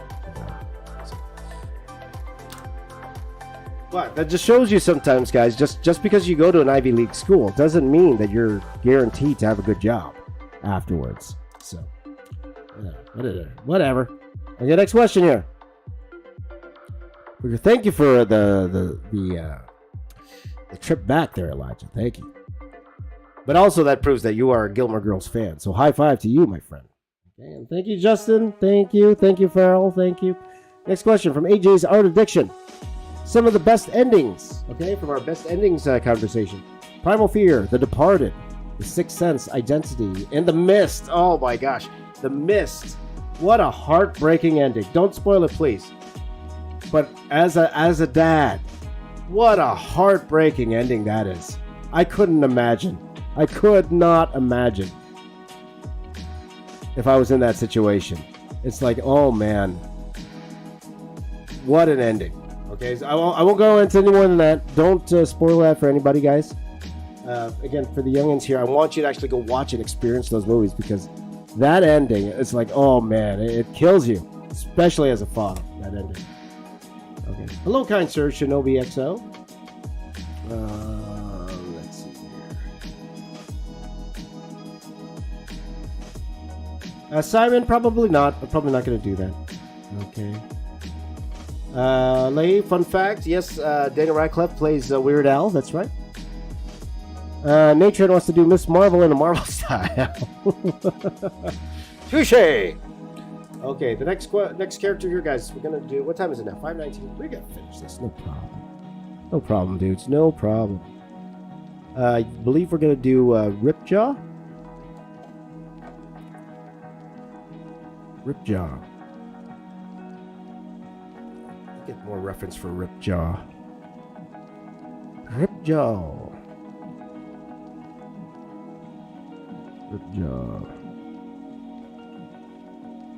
So again, guys, if you want to ask me a question, go to the community tab.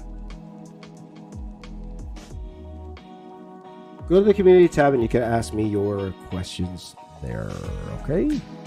Are you ready?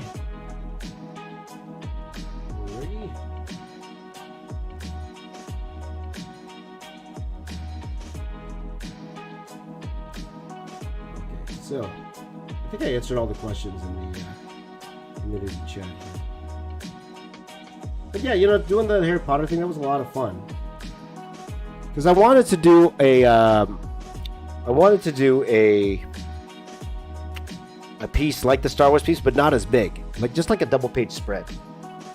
Part of me asked myself, could I have just gotten away with a double-page spread for the Star Wars piece? The best part about that Star Wars piece was just the massive size of it. But the problem with the massive size of it is you don't really get how big that thing is unless you're there. For all of you guys, I wish you could see the Star Wars piece in person, and you could understand how massive that thing is.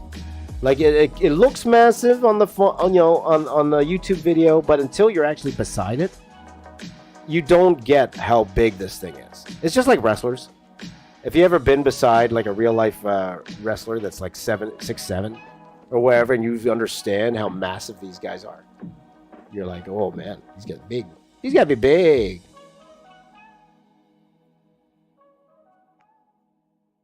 He's got to be big, you know. So, by the way, just for my buddy Amos, it's good to have you here, man. We can get the old crew back. Let's get the old crew back. So.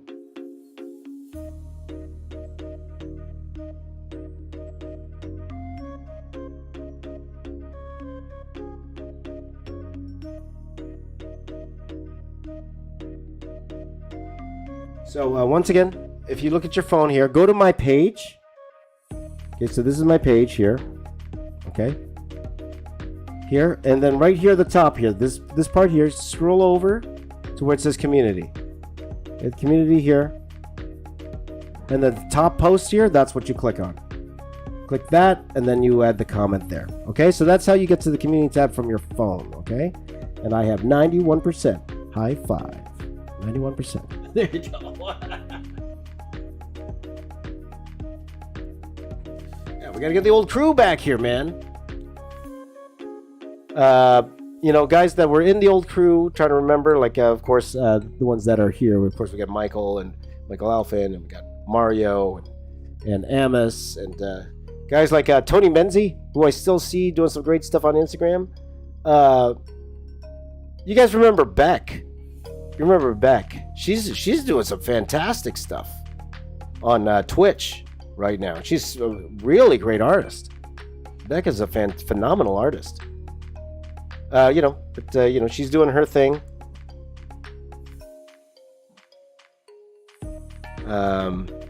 Who else? Taylor was an original.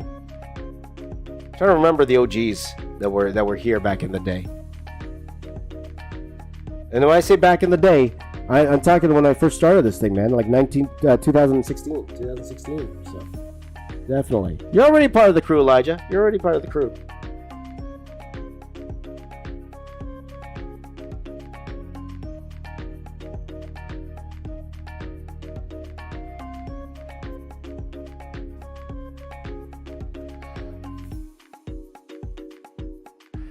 Yeah, so it's great. Like PJ's like making short films and stuff now. Oh, we all know PJ went to work for Jazza for a little bit, and then he went off to do his own thing.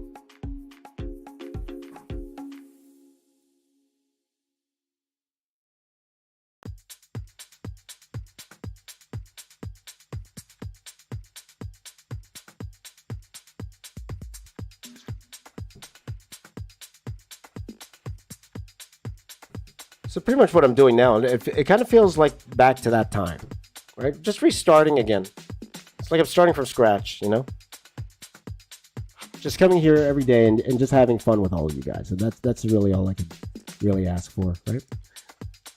So tomorrow, guys, we're gonna be working on the Phase 4. So we're gonna do Falcon and the Winter Soldier tomorrow, okay?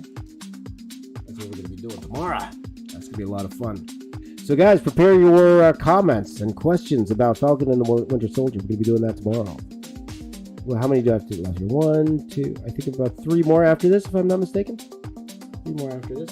I'm going to finish early, man. I might finish early.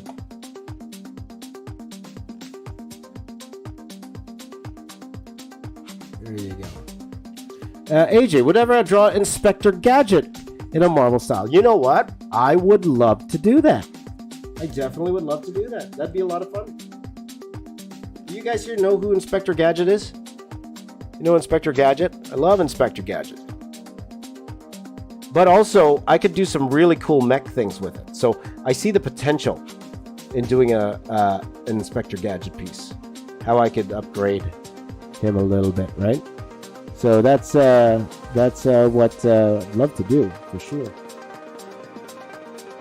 Zemo all along. That's right, my friend. Chris Spear 2. Just want to answer this. Thanks for making me happy when I was going through tough times. I was always into the art, I assume. Into drawing, and your drawings satisfy me. Your jokes make me laugh, and you're always positive no matter what. Thank you so much, my friend. That means a lot to me. I really appreciate that comment. It's really great. It's really great.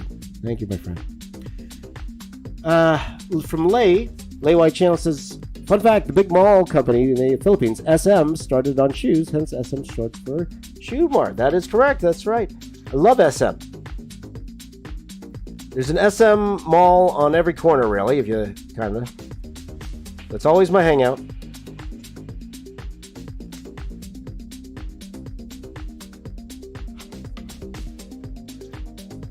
But I mentioned before, like in the Philippines, like one of the bigger differences in the Philippines, for me, the unfortunate thing, is I have a hard time with the fried chicken in the Philippines.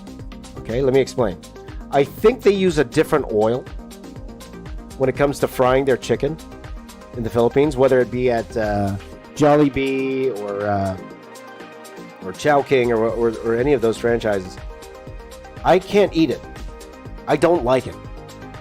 And I tried. I tried very, very hard to eat it. And I couldn't do it. The Jollibee here in Canada, I can eat. And I can eat pretty well. And I love it. I love the Jollibee chicken here in Canada. But the Jollibee in the Philippines, for some reason, I cannot eat it. I can't eat it. And I tried. Trust me, I tried. But there's just something about the oil that they fry there. It's either the oil or it's the type of chicken they use, but there's just something wrong with it. Well, I won't say it's wrong because, millions of Filipinos like it. So just for me, there's something about it that I personally have a problem with. I can't eat it. I try so hard. Every time I'm there, I'm like, this time it's going to be different. This time it's going to be, and then it doesn't work.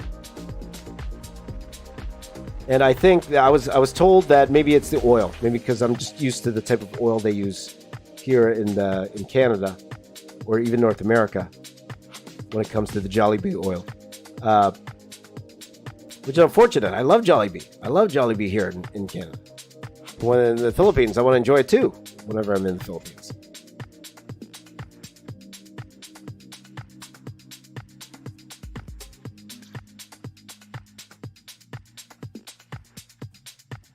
Right, so well. That is what it is. That's the Philippines. Love the Philippines. Love going to the Philippines. I'd love to go back to the Philippines again. But again, there's always there are places I want to go do first because I've been to the Philippines so many times that there are other places I'd rather go do first just because I haven't been there yet. But we'll see. We'll see. We'll see. Da, da, da, da. Oh, that's right, Lay. Maybe.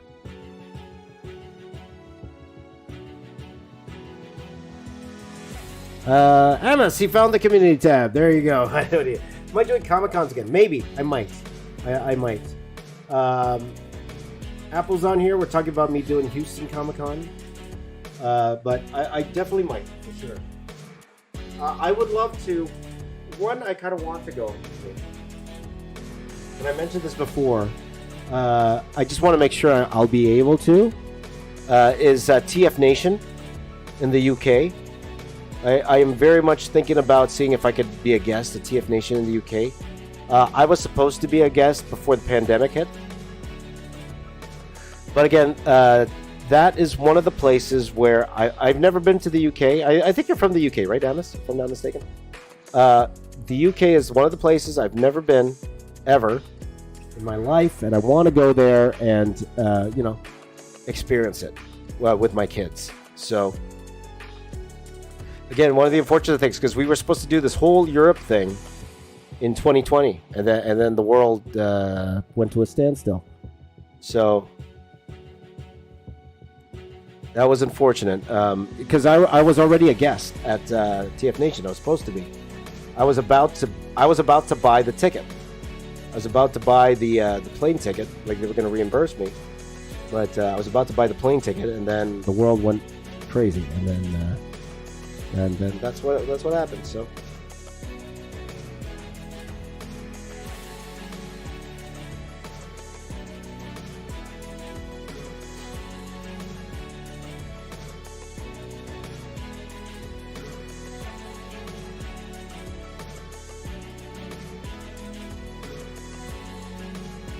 So hopefully, Amos, hopefully the UK. We're going to the UK Comic Con next year. We'll see. Okay, so next question here. Yep, UK. That's right. There you go. So we'll see. We'll see what happens. Amos, can I ask you what are the big conventions in the UK? And then also let me know if you know approximately when they happen. I'd like to know that because I would like to be in the UK because I believe TF Nation is mid-August, if I'm not mistaken. But I do have to be back. If I do go to the UK for them. I do have to be back in Canada by mid-August because my daughter's going away to college, and we have to prepare for everything. So can't spend the whole summer there like I did my giant trip this year. We'll see.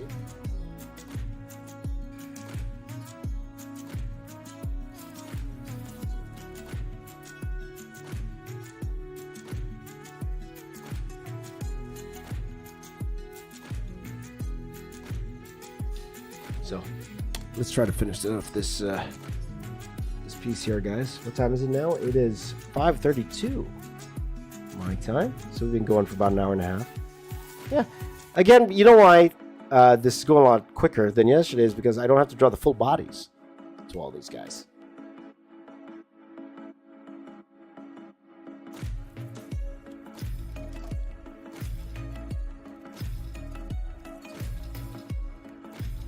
Maybe I could do let's see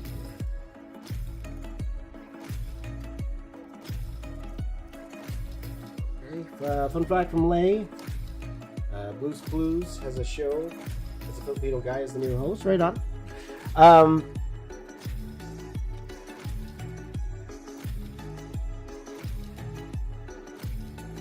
Okay, I think I saw somebody say about Blues Clues in a Marvel style. That could be interesting.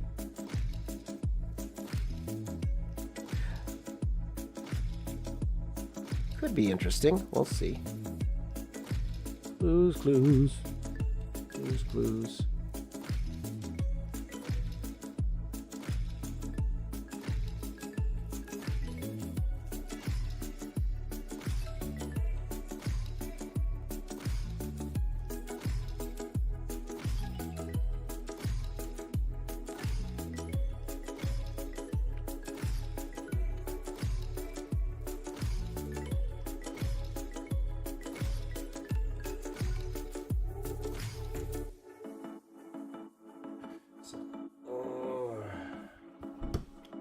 Winnie the Pooh. That's another interesting one I could definitely do.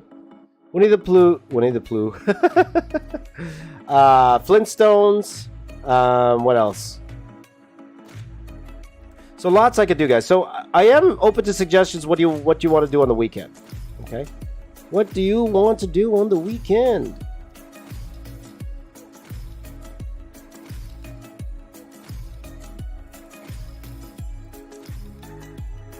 You know what I kind of want to do on the weekend? Rugrats would be a fun one for sure. Gummy bears. I'm thinking actually this weekend maybe we will. I don't know. Part of me wants to do a One Piece. I feel it's funny. It is really funny seeing some of you like really upset One Piece is not winning.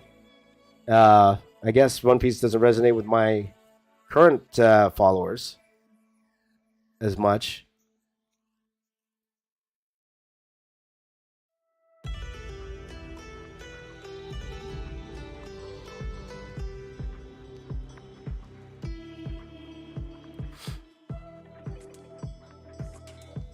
Like, so it depends, right? We could do One Piece. Or I could do that bloodline drawing this weekend. Could do that bloodline drawing. Though, maybe I'll do One Piece. I'm not sure. I got to think about it. Like I could save the because I'm no rush to do the bloodline drawing. Like we could save that for the Royal Rumble when that comes out. I know it's Survivor Series this weekend, and again, I am very sad I can't watch Survivor Series this weekend live. There's just no way I can't do it. I would love to, but I can't. I'm working on the show first. Show first. Or One Piece. Steven Universe, maybe.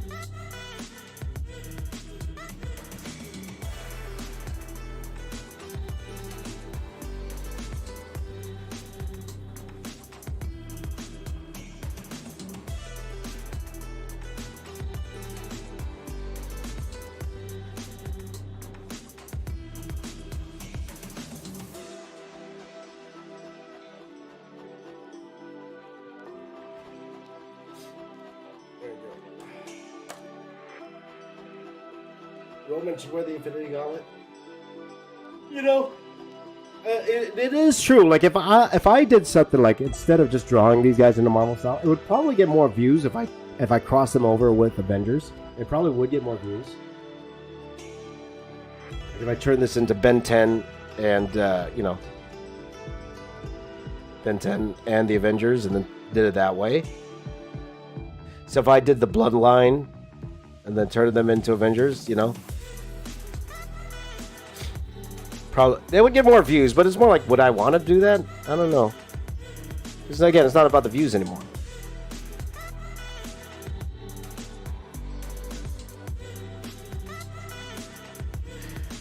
I will ask you guys this though. I will ask you guys this because I've been contemplating. Because one of the reasons why I started doing these live streams on the main channel, because you guys know I have live channels. I made a new live channel last year, and the one that I turned into the React channel, that was my original live channel. So part of me wants to ask, do you guys think I should still stream on this channel, the main channel, or should I do it on those live channels?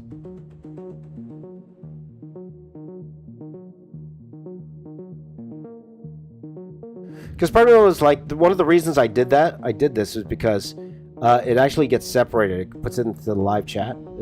It puts it into its own tab. So if you actually go take a look, it separates everything. But I don't know if maybe my regular viewers are getting confused. I don't know. Kind of thinking. Right? So you're saying just stay here, right? Do both? I don't think we can do both. I don't think that's actually possible. It can be, I guess, if you're doing two computers and different cameras. But I don't think you can multi-stream on multiple channels, right?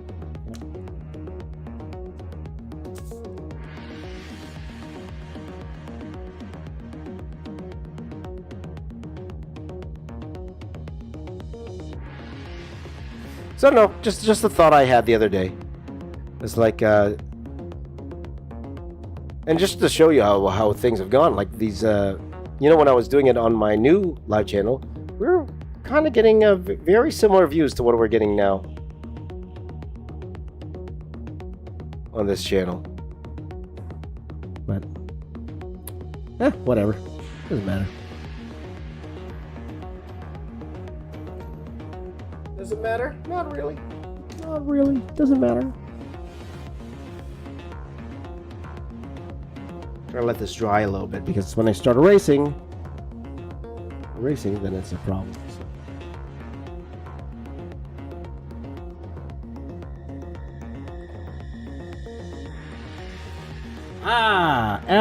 Amos, my boy. Put up all the conventions here for me to take a look at. So thank you, my friend. So the big UK cons. MCM Con is in May and October. EM Con is in June. LFCC is in July and November. TFCon, right, which is, I believe, TF Nation is in August. NiceCon in September. Thought Bubble in November. There are other ones, but these are the big ones. I'm either signed up for or will apply for Artist Alley. The one that actually looks intriguing to me is the LFCC Con in July. LFCC. But I get a couple of factors there, location stuff. But you know, if I were to apply to a lot of these cons, most likely they'll tell me I'd have to pay for my own travel. Over there, with the exception of TF Nation, they were actually willing to pay for my ticket to go.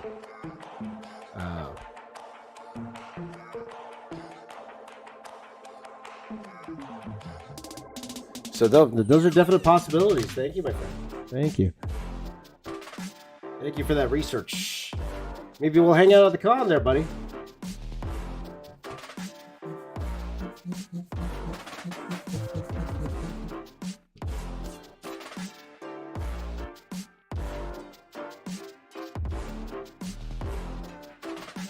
Hey, it's early. It's 5:40. You want to do it now? It's 5:41. My daughter's awake, guys. This way. You want me to do it now? Please be careful, okay? Be careful, okay? All right. Alrighty, guys. Next question here. Howard Ashman. What's that? Right? Webmaster still waiting for the Lego Venom mech. Well, we'll see, my friend. You know, it's always like, it's a little discouraging when you put out a few Lego videos. And again, they're not the most, they're not the most algorithm-friendly videos, let's call it that. Lego videos I put out, and they didn't do well at all. You can't even break 10,000 views. So when something like that happens, you're kind of little,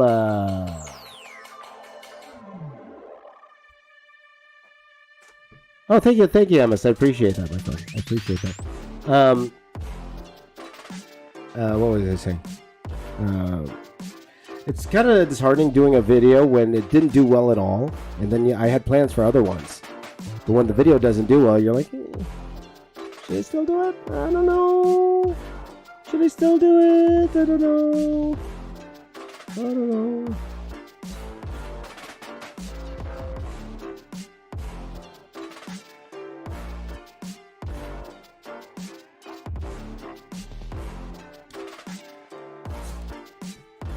Okay, so let's do a heat wave.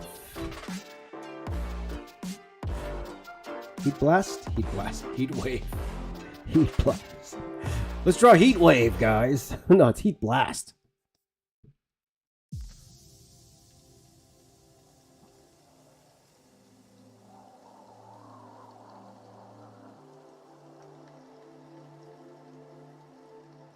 Heat blast.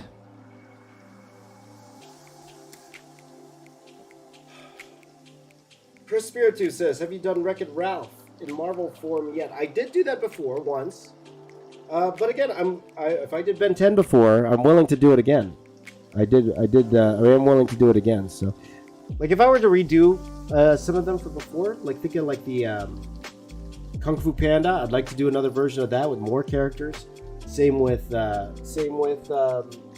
Wreck-It Ralph. That was another one I really, really enjoyed doing. So there's a whole bunch that we could definitely do, for sure.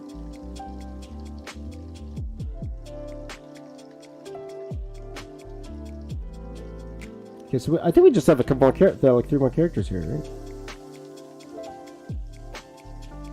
Well, Lay always mentions people I didn't mention, but there's thousands of people that work on a movie, Lay.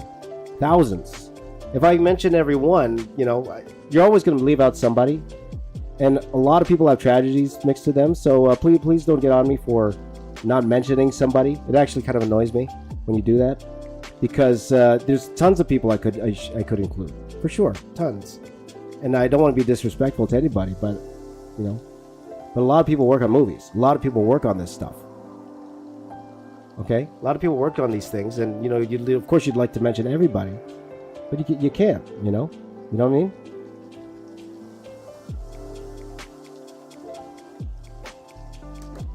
Anyway, Emma says, worst case, you could even break even in earnings on pay for your holiday. No, for sure. Absolutely. No, because it was one of those things where I was going there anyway. I was definitely going there anyway. Amos. So I was like, man, well, yeah, I could earn just a little bit of extra revenue. Get into a convention for free. A comic convention for free.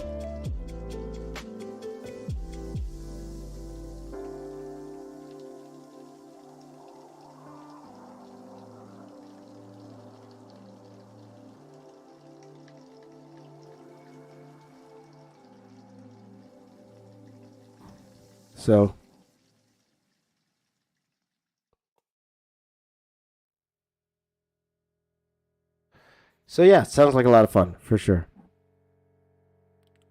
So we'll see, my friend. We'll see. If I go, you'll be one of the first people to know. I'll let you guys know if I'm going to the UK. Draw a nice. What kind of prints do you think they like in the UK there, eh, Amos? Should I draw like Captain Britain? Should I draw what's her name? What's called? Captain Carter. Do I need to do a Captain Carter print? Would that sell more in the UK there?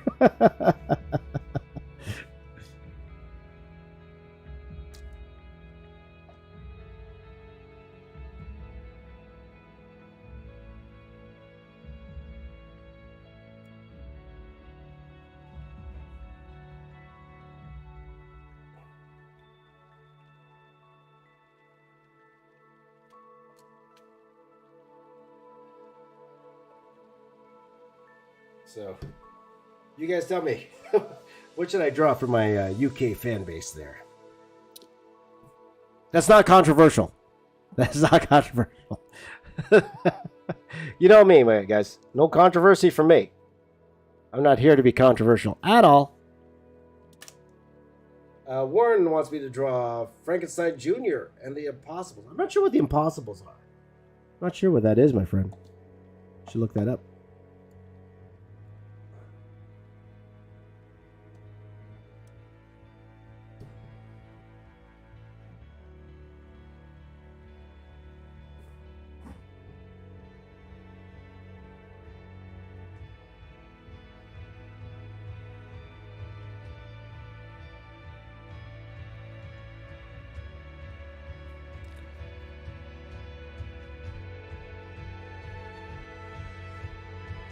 This is going to be interesting, trying to draw all the plates for Heatwave.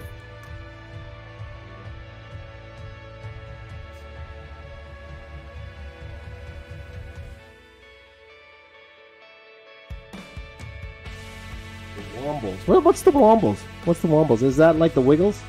It's like the American Wiggles?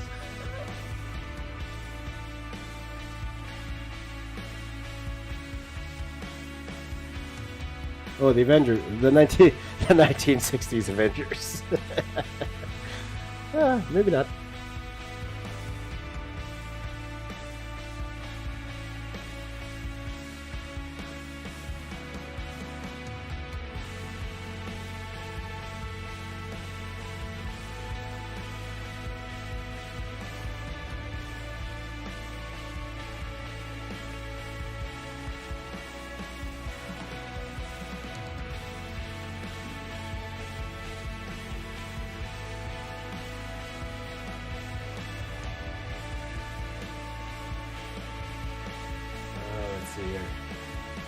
It was a British kids program back in the 70s. Right on, right on. Wallace and Gromit. There you go. That's one. We're doing that. Wallace and Gromit in a Marvel style. That's what we're doing for my UK fans. Just for my UK fans there. Wallace and Gromit. That's what we're doing. There you go. Sold. Sir Galahad. Wallace and Gromit. We're doing that. It'll be a hot seller. The most detailed drawing ever of Wallace and Gromit. That's what we're doing.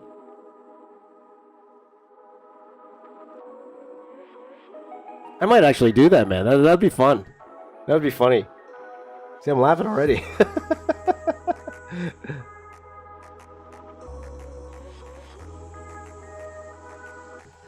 Most detailed drawing ever of Wallace and Gromit. I like it.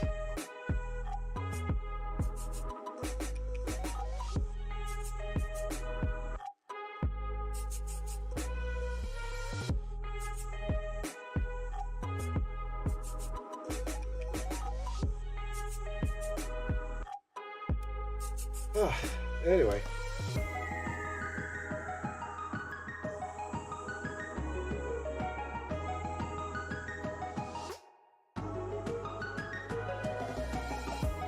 Anywho.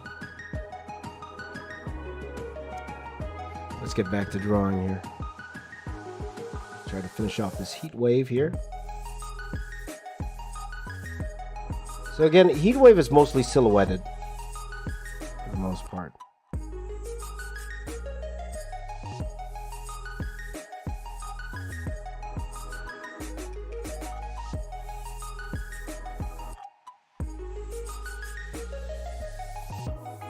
So there you go. Thank you, the Weight Boy. Thank you very much.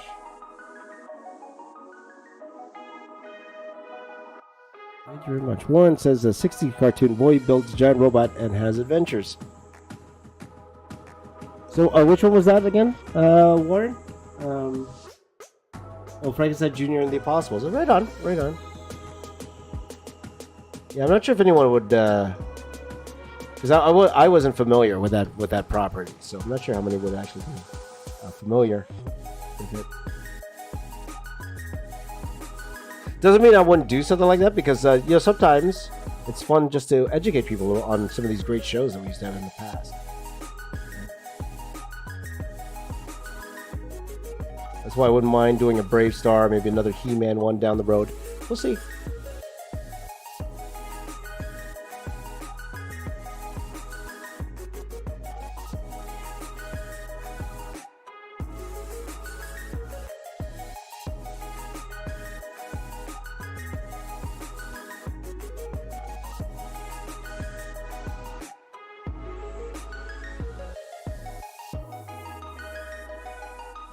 We'll see. We'll see. No idea what that is, Lay. No idea what that is. I got no idea what that is.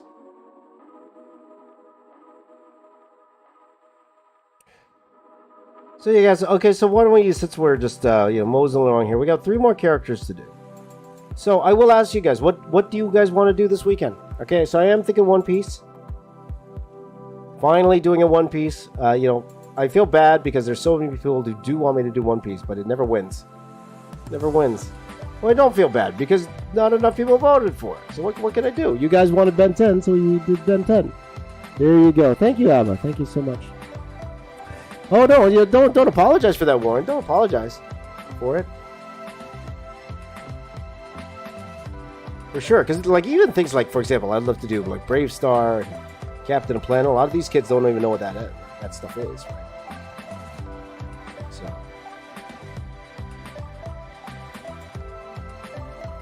definitely.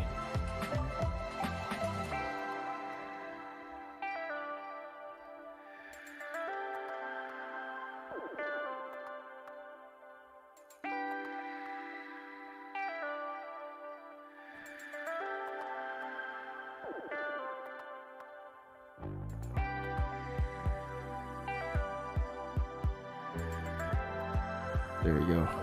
Care Bears versus Gummy Bears. I wouldn't mind doing an actual Care Bears piece though. Care Bears, stir. I kind of want to do Smurfs too though. That'd be fun. I'm not thinking Smurfs now. I don't think about Smurfs. Xavier wanted Street Fighter to win. That would have been a fun one too. Street Fighter.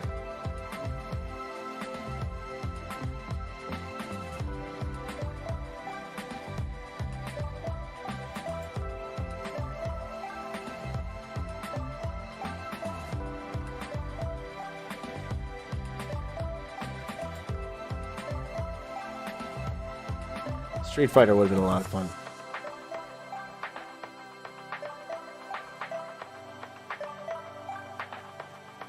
And now part of me wants to do Smurfs. Because it's easy. Silverhawks or Thundar, for sure, Warren, for sure. I did do a Silverhawks one before, but it would be nice to do another one. The fun thing about Silverhawks is that getting the material correct, it's a nice fun challenge, getting all that correct, right? So Like Gargoyles is another one if we did like a Gargoyles piece.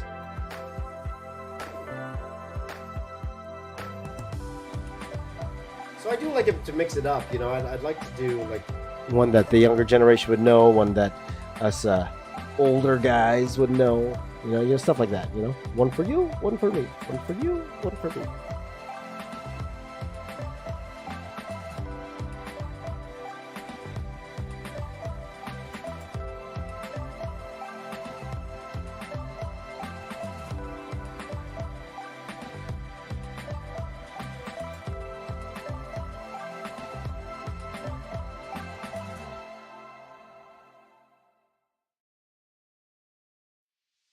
One for you, one for me, one for you, one for me. Let's see here. G.I. Joe. I kind of don't want to do G.I. Joe. You know, G.I. Joe has the record for most characters on a single issue comic.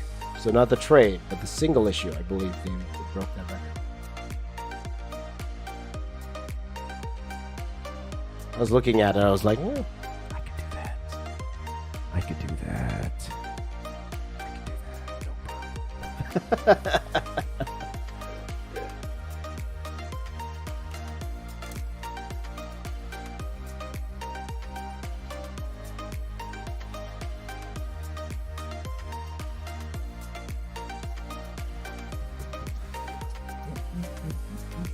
problem.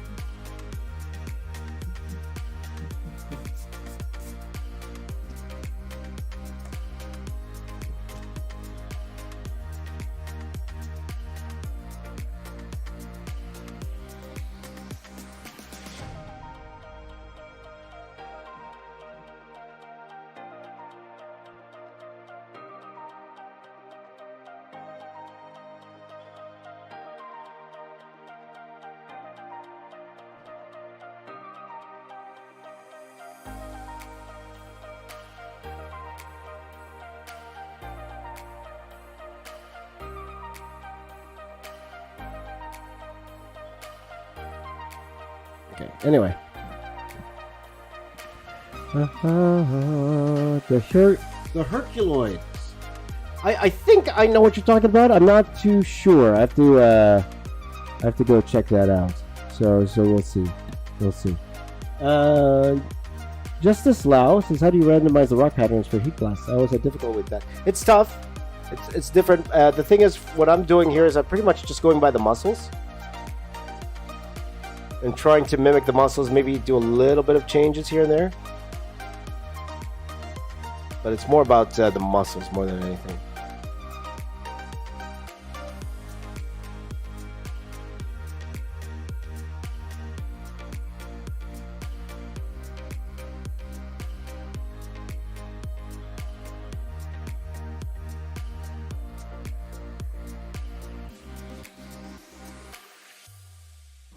So, yeah, it's probably the easiest way to go about it, where it looks not funky. Isn't that what we're all trying to do? Just make it not look funky. Make it not look like a brick pattern.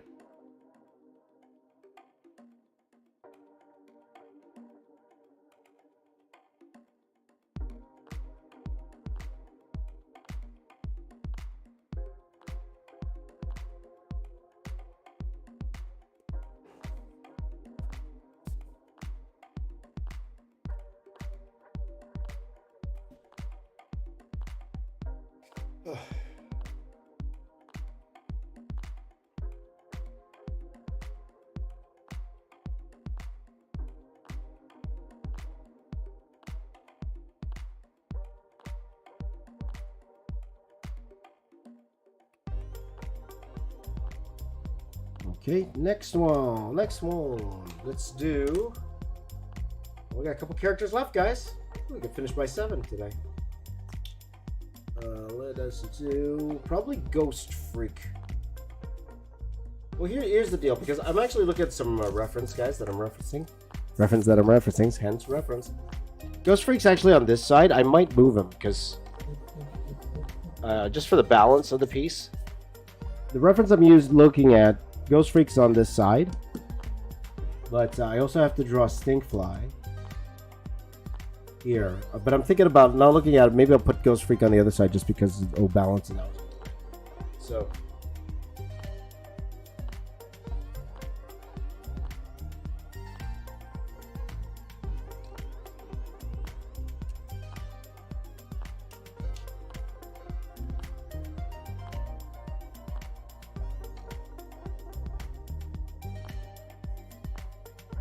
One second, guys, just changing the thing of the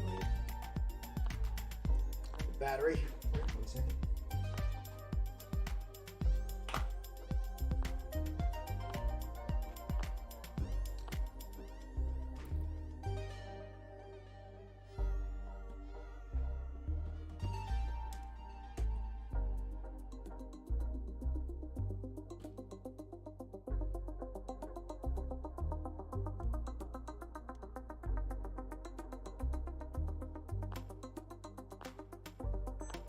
So, you guys gonna do any Black Friday shopping? Gonna do some Black Friday shopping? I'm always looking for memory cards. I'm always looking for storage, because that's the biggest thing. You know, that's the thing difference between being an art YouTuber and any other YouTuber. Like I have like days worth of footage because of how long my drawings are. So much footage that takes so much space. Part of me is like, why do we even keep? Part of me is like, why do I even keep the original footage for some of this stuff? Like, when will I ever need real-time drawing footage? It's very rare that I actually go back and get real-time drawing footage. Do Stinkfly first, or? Okay, I'm gonna draw Ghost Freak here because. So let's do Ghost Freak here, guys.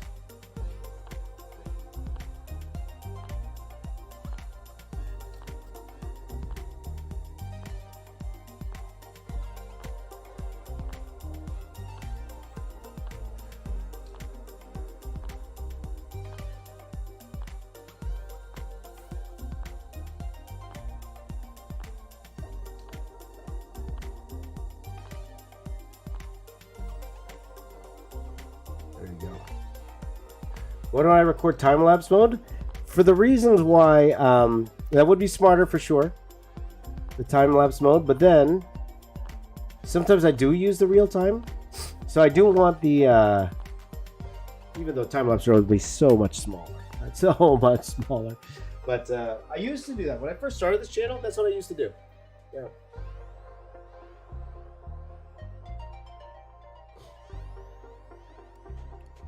But then, you know, when we were trying to get a little bit more fancy with the edits, my editors always wanted like real time, because you could mix that with the time lapse. It just makes, you know, it makes the videos a little bit more watchable when you mix it up a little bit with time lapse and then a bit real time here. Like today, if you look at a lot of the people who are doing shorts today, a lot of it's real time. It's just like cut up real time. You don't even see the full drawing till the end. That's how the kids do it today.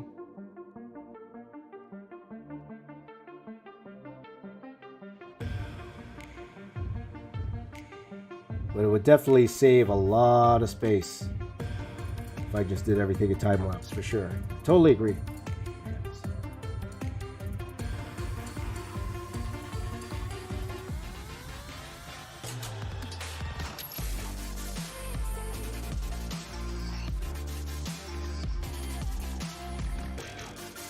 See, real time is better. Like,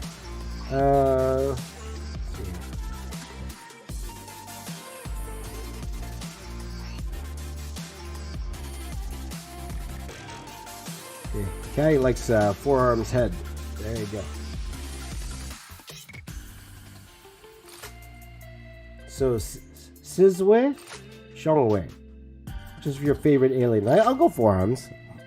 And actually, the drawing, I think I like him the best. But then again, I spent the most time on it. I can only spend the most time.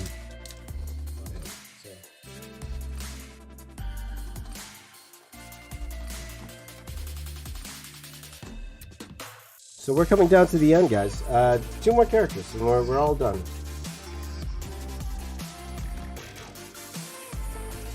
Two more characters.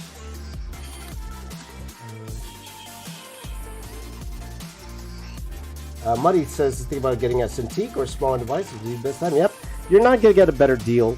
Well, I won't say you're not going to get a better deal, but I always find the Black Friday deals are the best. Now, here in Canada, we actually have something called Boxing Day. For those who don't know, Boxing Day happens on December 26th, the day after the holiday. And in my time, that was the big day. In Canada, Black Friday wasn't a thing, really, until I'd even say like the past 10 years. Because it's always been an American thing, for sure. Because it was always after American Thanksgiving. But our big thing in Canada was always Boxing Day. So when I was younger, I get memories of camping out. Because, we didn't have online buying stuff. Nobody bought stuff online back then. Nobody bought stuff online. So back then, so we would go line up outside the Best Buy, or we had something called Future Shop, and camp out there till like 2 a.m. with the hopes of buying a $10 DVD player, $10 portable DVD player, and stuff like that. But now it's all pretty much all digital. Like, who actually sleeps out overnight anymore? Well, I guess people do. But not me, man. I'm old. So it's Black Friday like the last 10 years because people were actually going. Because what they found out was Canadians were going to the U.S. to do Black Friday deals. So the stores in Canada are like, hey, we want some of that money.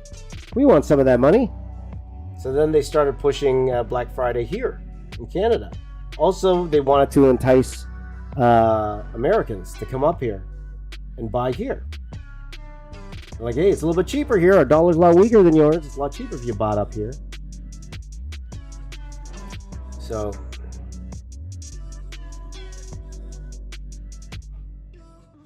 that's what it became a thing. But I am finding I don't, the past few years especially, I would always wait to see if Boxing Day I would get a comparable deal than the ones I see on Black Friday, and they never are. They never are. It's usually like leftovers. I think mainly because the stock is gone, right? Like a lot of the stock is gone by that time. So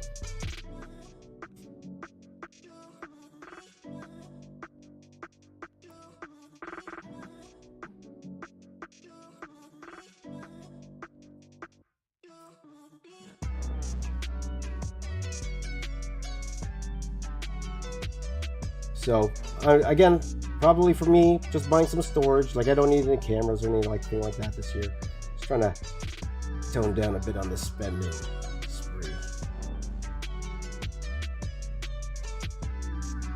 Like last year, I went crazy because I was just starting the new studio. I had all those guys working for me, so I bought a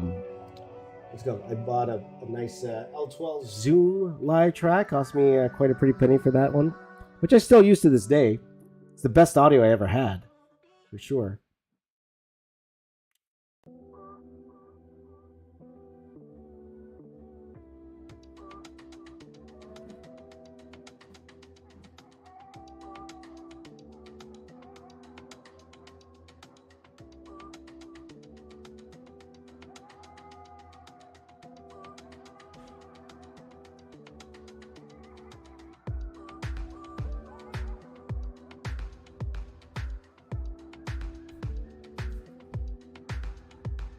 Because I'm also trying to think about other things I need. I don't really need much.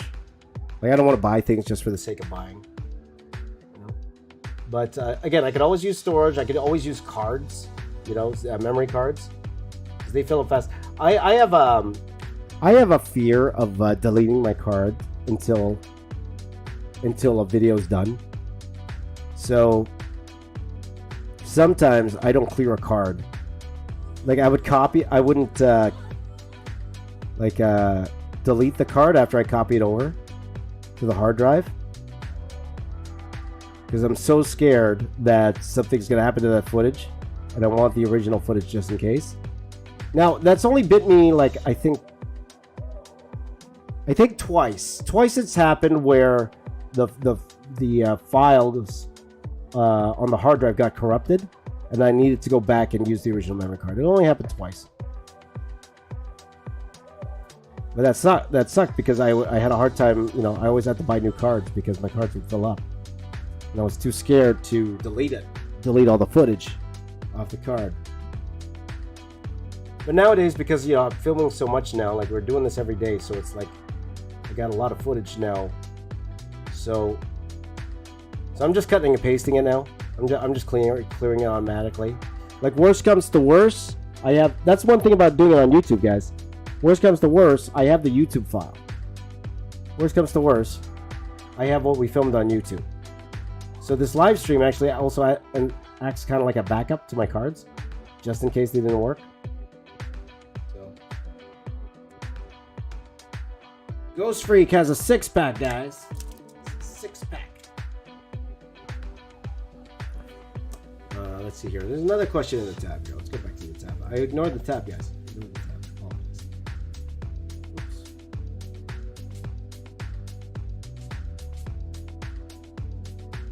Samurai Jack or Powerpuff Girls? Yeah, that'd be fun for sure. Samurai Jack or Powerpuff Girls? Why not? Why not?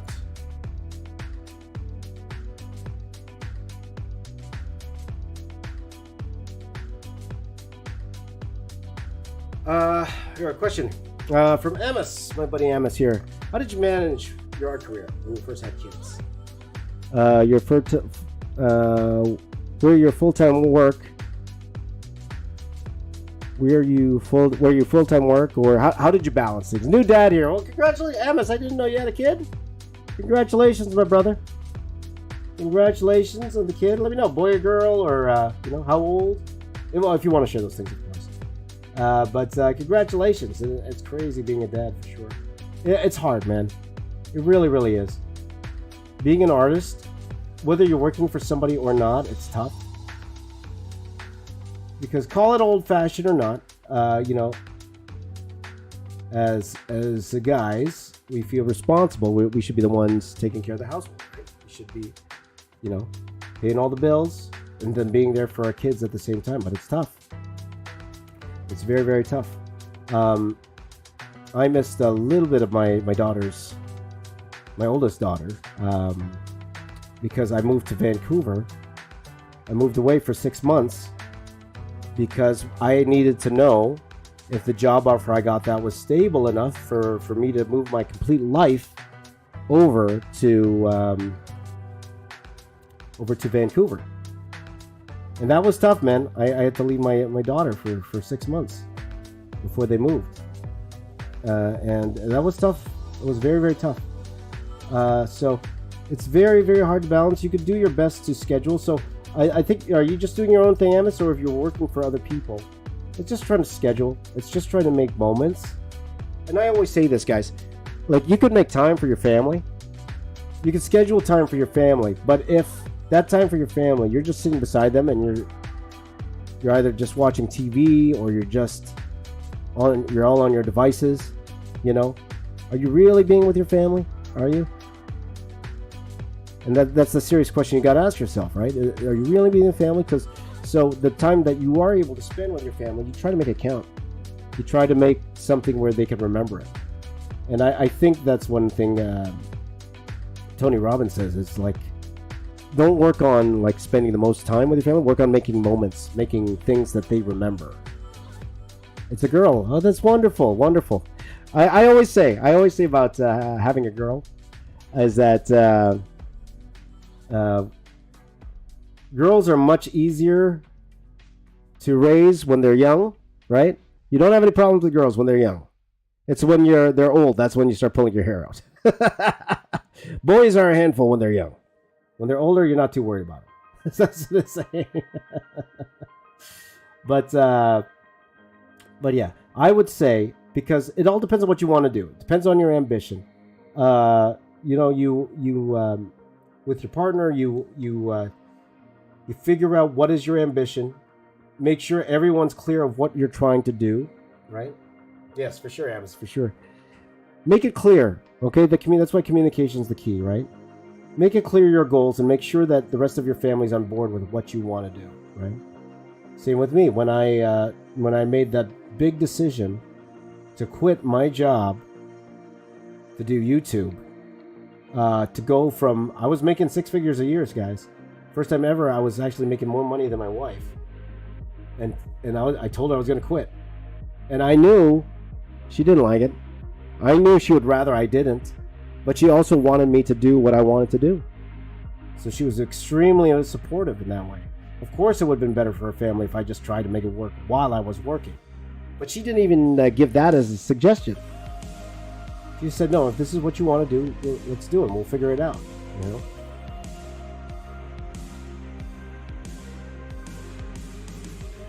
So, you know, make sure that that's clear with the rest of your family because they're part of your lives. You know, make it clear. This is what I want to do. These are my goals. I'm hoping it will happen if I do it this way.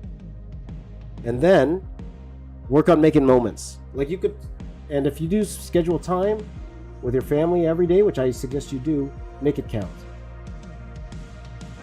Because I think like spending an hour with your kids every day where you're actually there and talking to them and helping them, as opposed to just, you know, just kind of, it's 5 hours, but you're all just sitting on the phone. You know, you're just sitting down around and just looking at your phone. That's, you know, you're not really with them, right? I know that. I know that, right? Yes, you're doing that, Amos. That's fantastic. There you go. That's wonderful.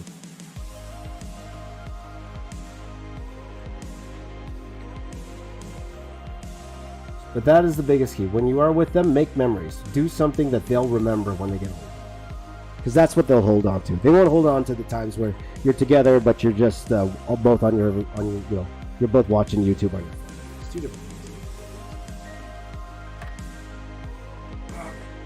All right, guys, one more character. We're done. One more character. One more character. Look at this ripped guy here. So ripped, man. So ripped.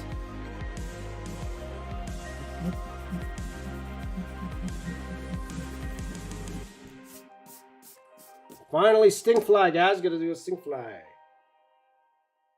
Care Bear, I think I answered everybody, no? I think I answered your request. So everybody who sent me a commission request, I think I replied to all of you. So please do check your messages. It might have gone into your, it could have gone into your junk mail. So check your junk mail, okay? And we will do that, okay?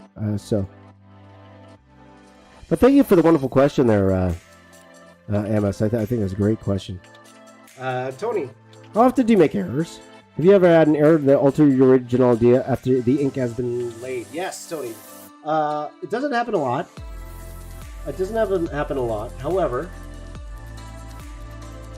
I will say that when I did the original Infinity War mural, I did have to go and replace, because there were characters where we weren't sure which versions of characters they should be. So I did a version of the character, and then it turned out it needed to be another version of the character. So I actually had to draw it on a separate board, cut it out, and then paste it on. That's what I actually had to do for a couple of them. So definitely has happened, but it's like less than 99%. Like 99% of the time, I never have to do that. Danny Phantom, for sure. That's definitely one. You didn't see the email. I'll go check again, Care Bear. I'll make sure if I responded. I was pretty sure I responded to everybody, but I'll check it out today. But my apologies. Thanks for your patience, my friend. Okay, last one, guys. Stinkfly. That's a ghost freak. That's a rip freak. I'll call him Rip Freak instead of Ghost Freak. One more Stinkfly, and then I just want to finish at the bottom here. We're good to go. We're finished. On to the colors. I probably will make these available as prints as well, guys, eventually. All right. I opened my store. I'm going to reopen my store way too late. I'll admit that right now. It's going to be way too late for the holidays, because most likely it probably won't happen for another week. The store, and it's going to be hard pressed to get you guys, if you guys want to get something for the holidays. With my apologies.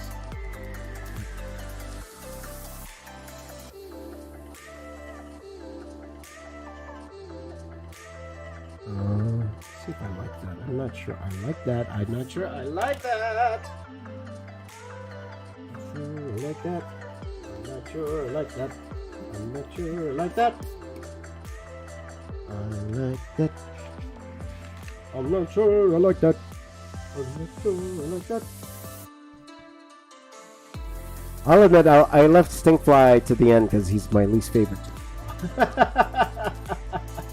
My least favorite to draw. I left him for last. So I gotta draw him super tiny.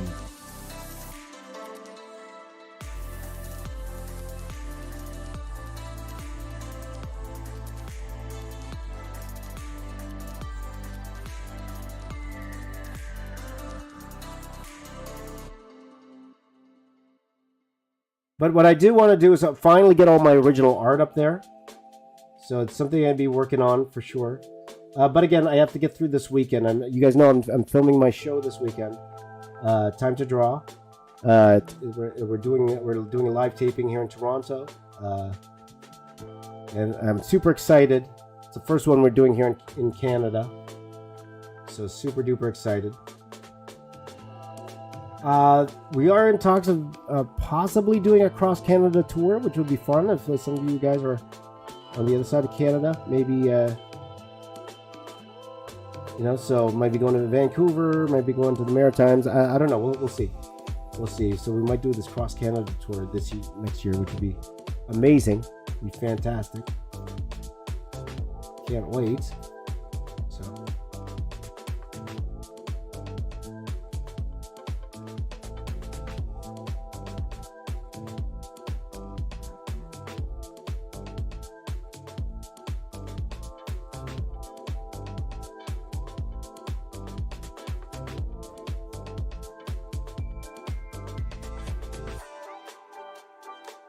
So we'll see. Oh.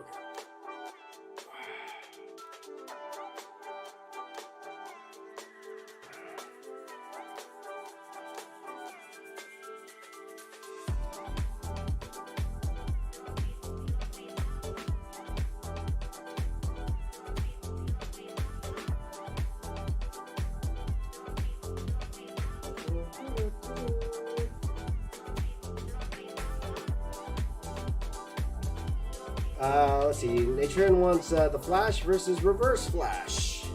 I did do a giant Flash piece before, Natron. Have you seen that one, Natron? Have you seen the Flash piece I did with like 30 flashes in there?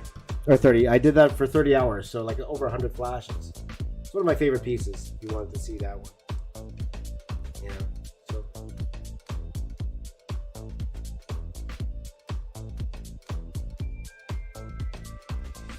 So yeah, I'm actually leaning towards One Piece now, guys. I might do One Piece on the weekend.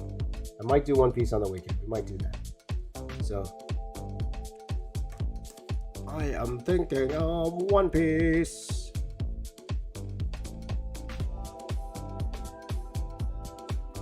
And you know what I really want to do too is that I wanted to do that muscular Pokemon video. Kind of want to do that too. So the polls will be a little different than this weekend, guys. So, again, because I don't want to. I do want you guys to help and to be a part of what I'm doing. So maybe it's one of those things where I'm going to ask you which characters I should include. Okay, when we do these polls, okay, so that you guys will have a part in it, right? Even though I think I'll just decide on my own. We're just going to do One Piece this weekend. I want you guys to be a part of that. So. I will probably say, okay, what characters should I do? Right, so we will be doing One Piece this weekend. I really want to do One Piece thing.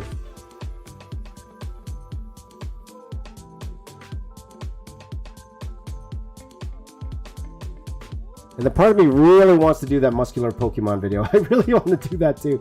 So we might do that, and then we're going to do muscular Pokemon for Monday and Tuesday. And then we'll leave it up in the air for Wednesday, Thursday next week. Okay? So probably won't do anything new.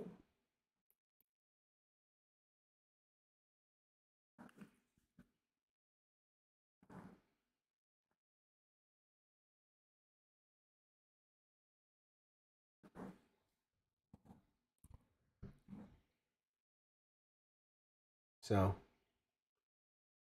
yes, we're doing One Piece, guys. We're doing One Piece. Because even like, I would like to do it like a Demon Slayer piece. I think that'd be fun.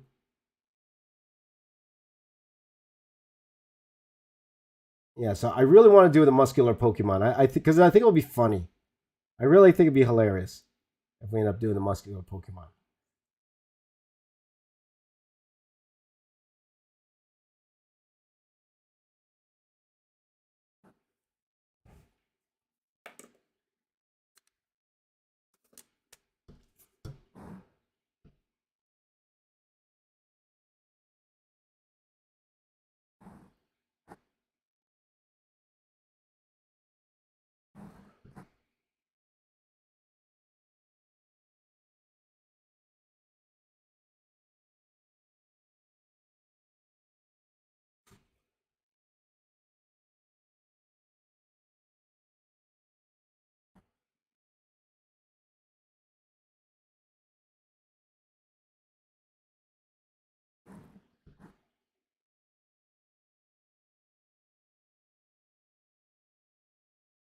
So anyway, Abba wants me to do Demon Slayer too. Why not? Why not? We'll do a little. We'll have some fun, guys. We'll have some fun. But it'll definitely be a one for you, one for me type thing. So maybe after that, maybe we could do like something a little bit more old school for my friends. They want me to do something a little bit more old school. Maybe I could do like the gargoyles after that. Well, like we'll see, guys. We'll see. We'll have some fun. Okay, it's all about having fun, guys. December, all about having some fun, my dudes. All about having fun.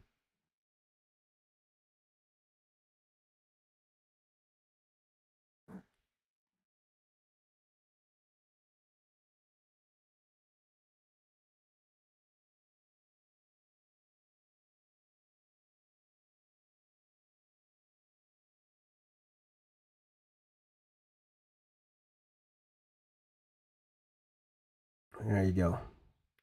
So I'll probably ask you guys which Pokemon you want to see with muscles. That's what I'm going to be doing. Which Pokemon will I want to see with muscles?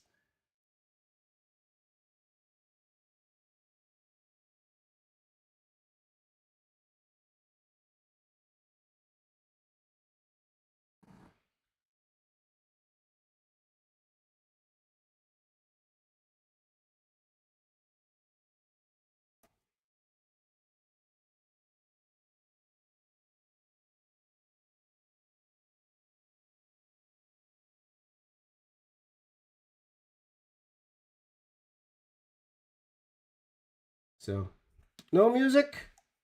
Thank you, Suchara. Thank you. No music? Oh, we got to the end of the playlist. So let me just change the playlist. 1 second, my friends.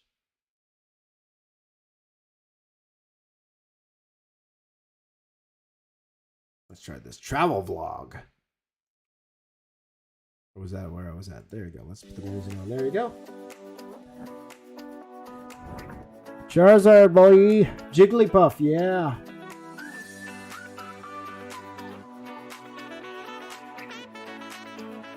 Because we did do Pokemon as Avengers before, right?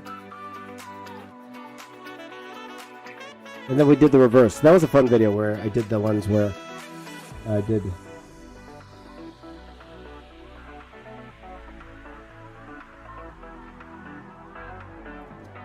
when I did the reverse. I did Avengers as Pokemon and Pokemon as Avengers. We did two different ones.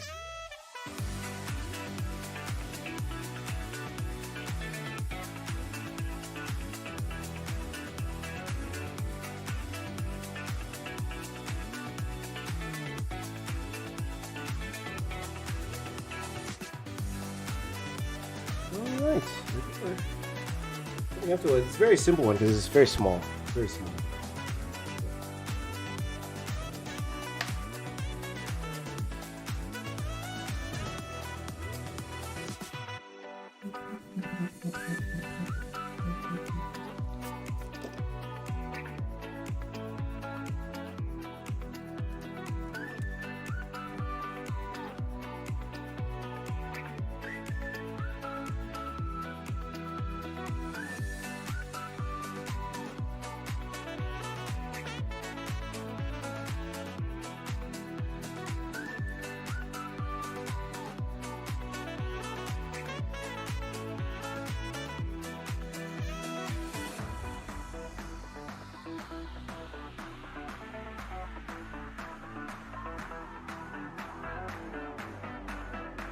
Just finishing this off, guys. We're almost done. Almost done. And I said it would take 3 days. It took 3 days because I was sick. That's why. There you go.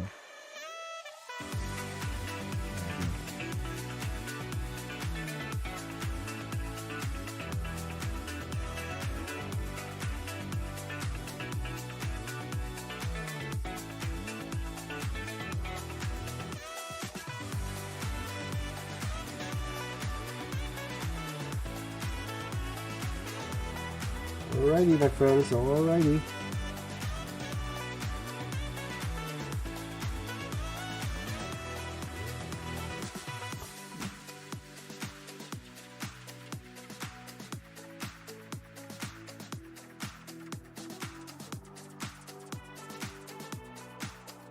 Okay, I think that's about it for that. Now I'm just gonna finish off the bottom here. Let's see how I get the bottom of the sky, and we're gonna then we will go ahead. I just want to finish the feet. Here, as you can tell, I kind of what are we called?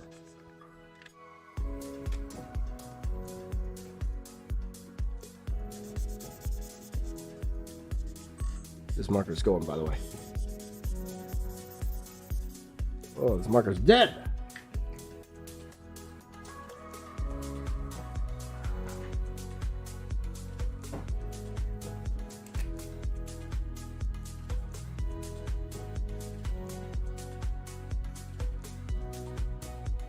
Let's see here. Do I know RJ and Mikey? RJ and Mikey. Yeah, they're friends of mine, actually. I know them very well. They're good. I met them at the Streaming Awards. Mikey Bustos, a fellow Toronto native, he was on Canadian Idol back in the day. I remember that. He was the first season on the Canadian Idol. I remember watching him. I was on the second season of Canadian Idol, actually. Very briefly, but I was on the second season of Canadian Idol. I told that story many times. But yeah, I met them at the Streaming Awards a couple years ago. And I'm in their vlog very fast. Very fast. So.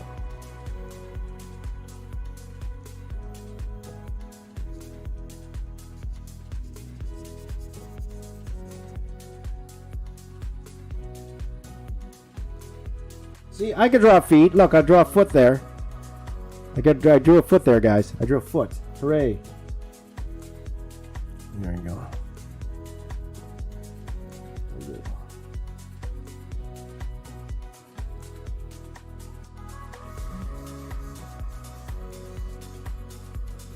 So we're coming down to the end of this, my friends. We're coming down to the end of this drawing. A lot of fun to do.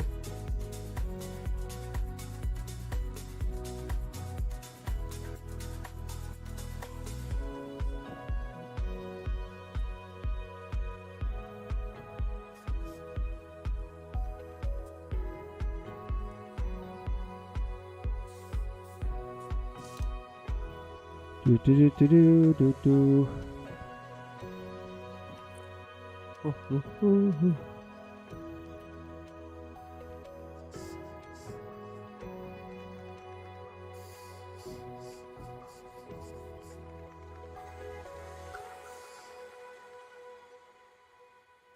This is classic sandy background. But you gotta make sure everything's here, right? You gotta make sure everything's here.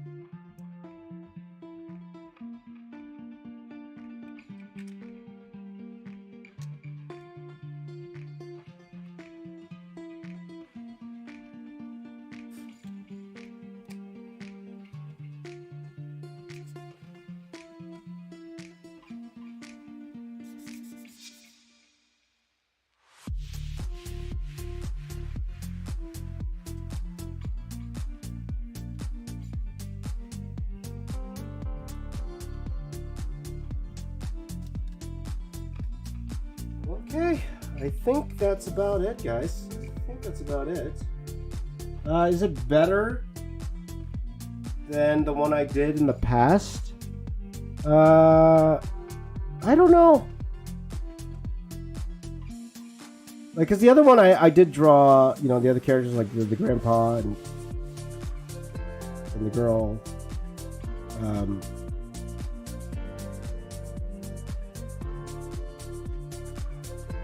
I like it better? It's okay.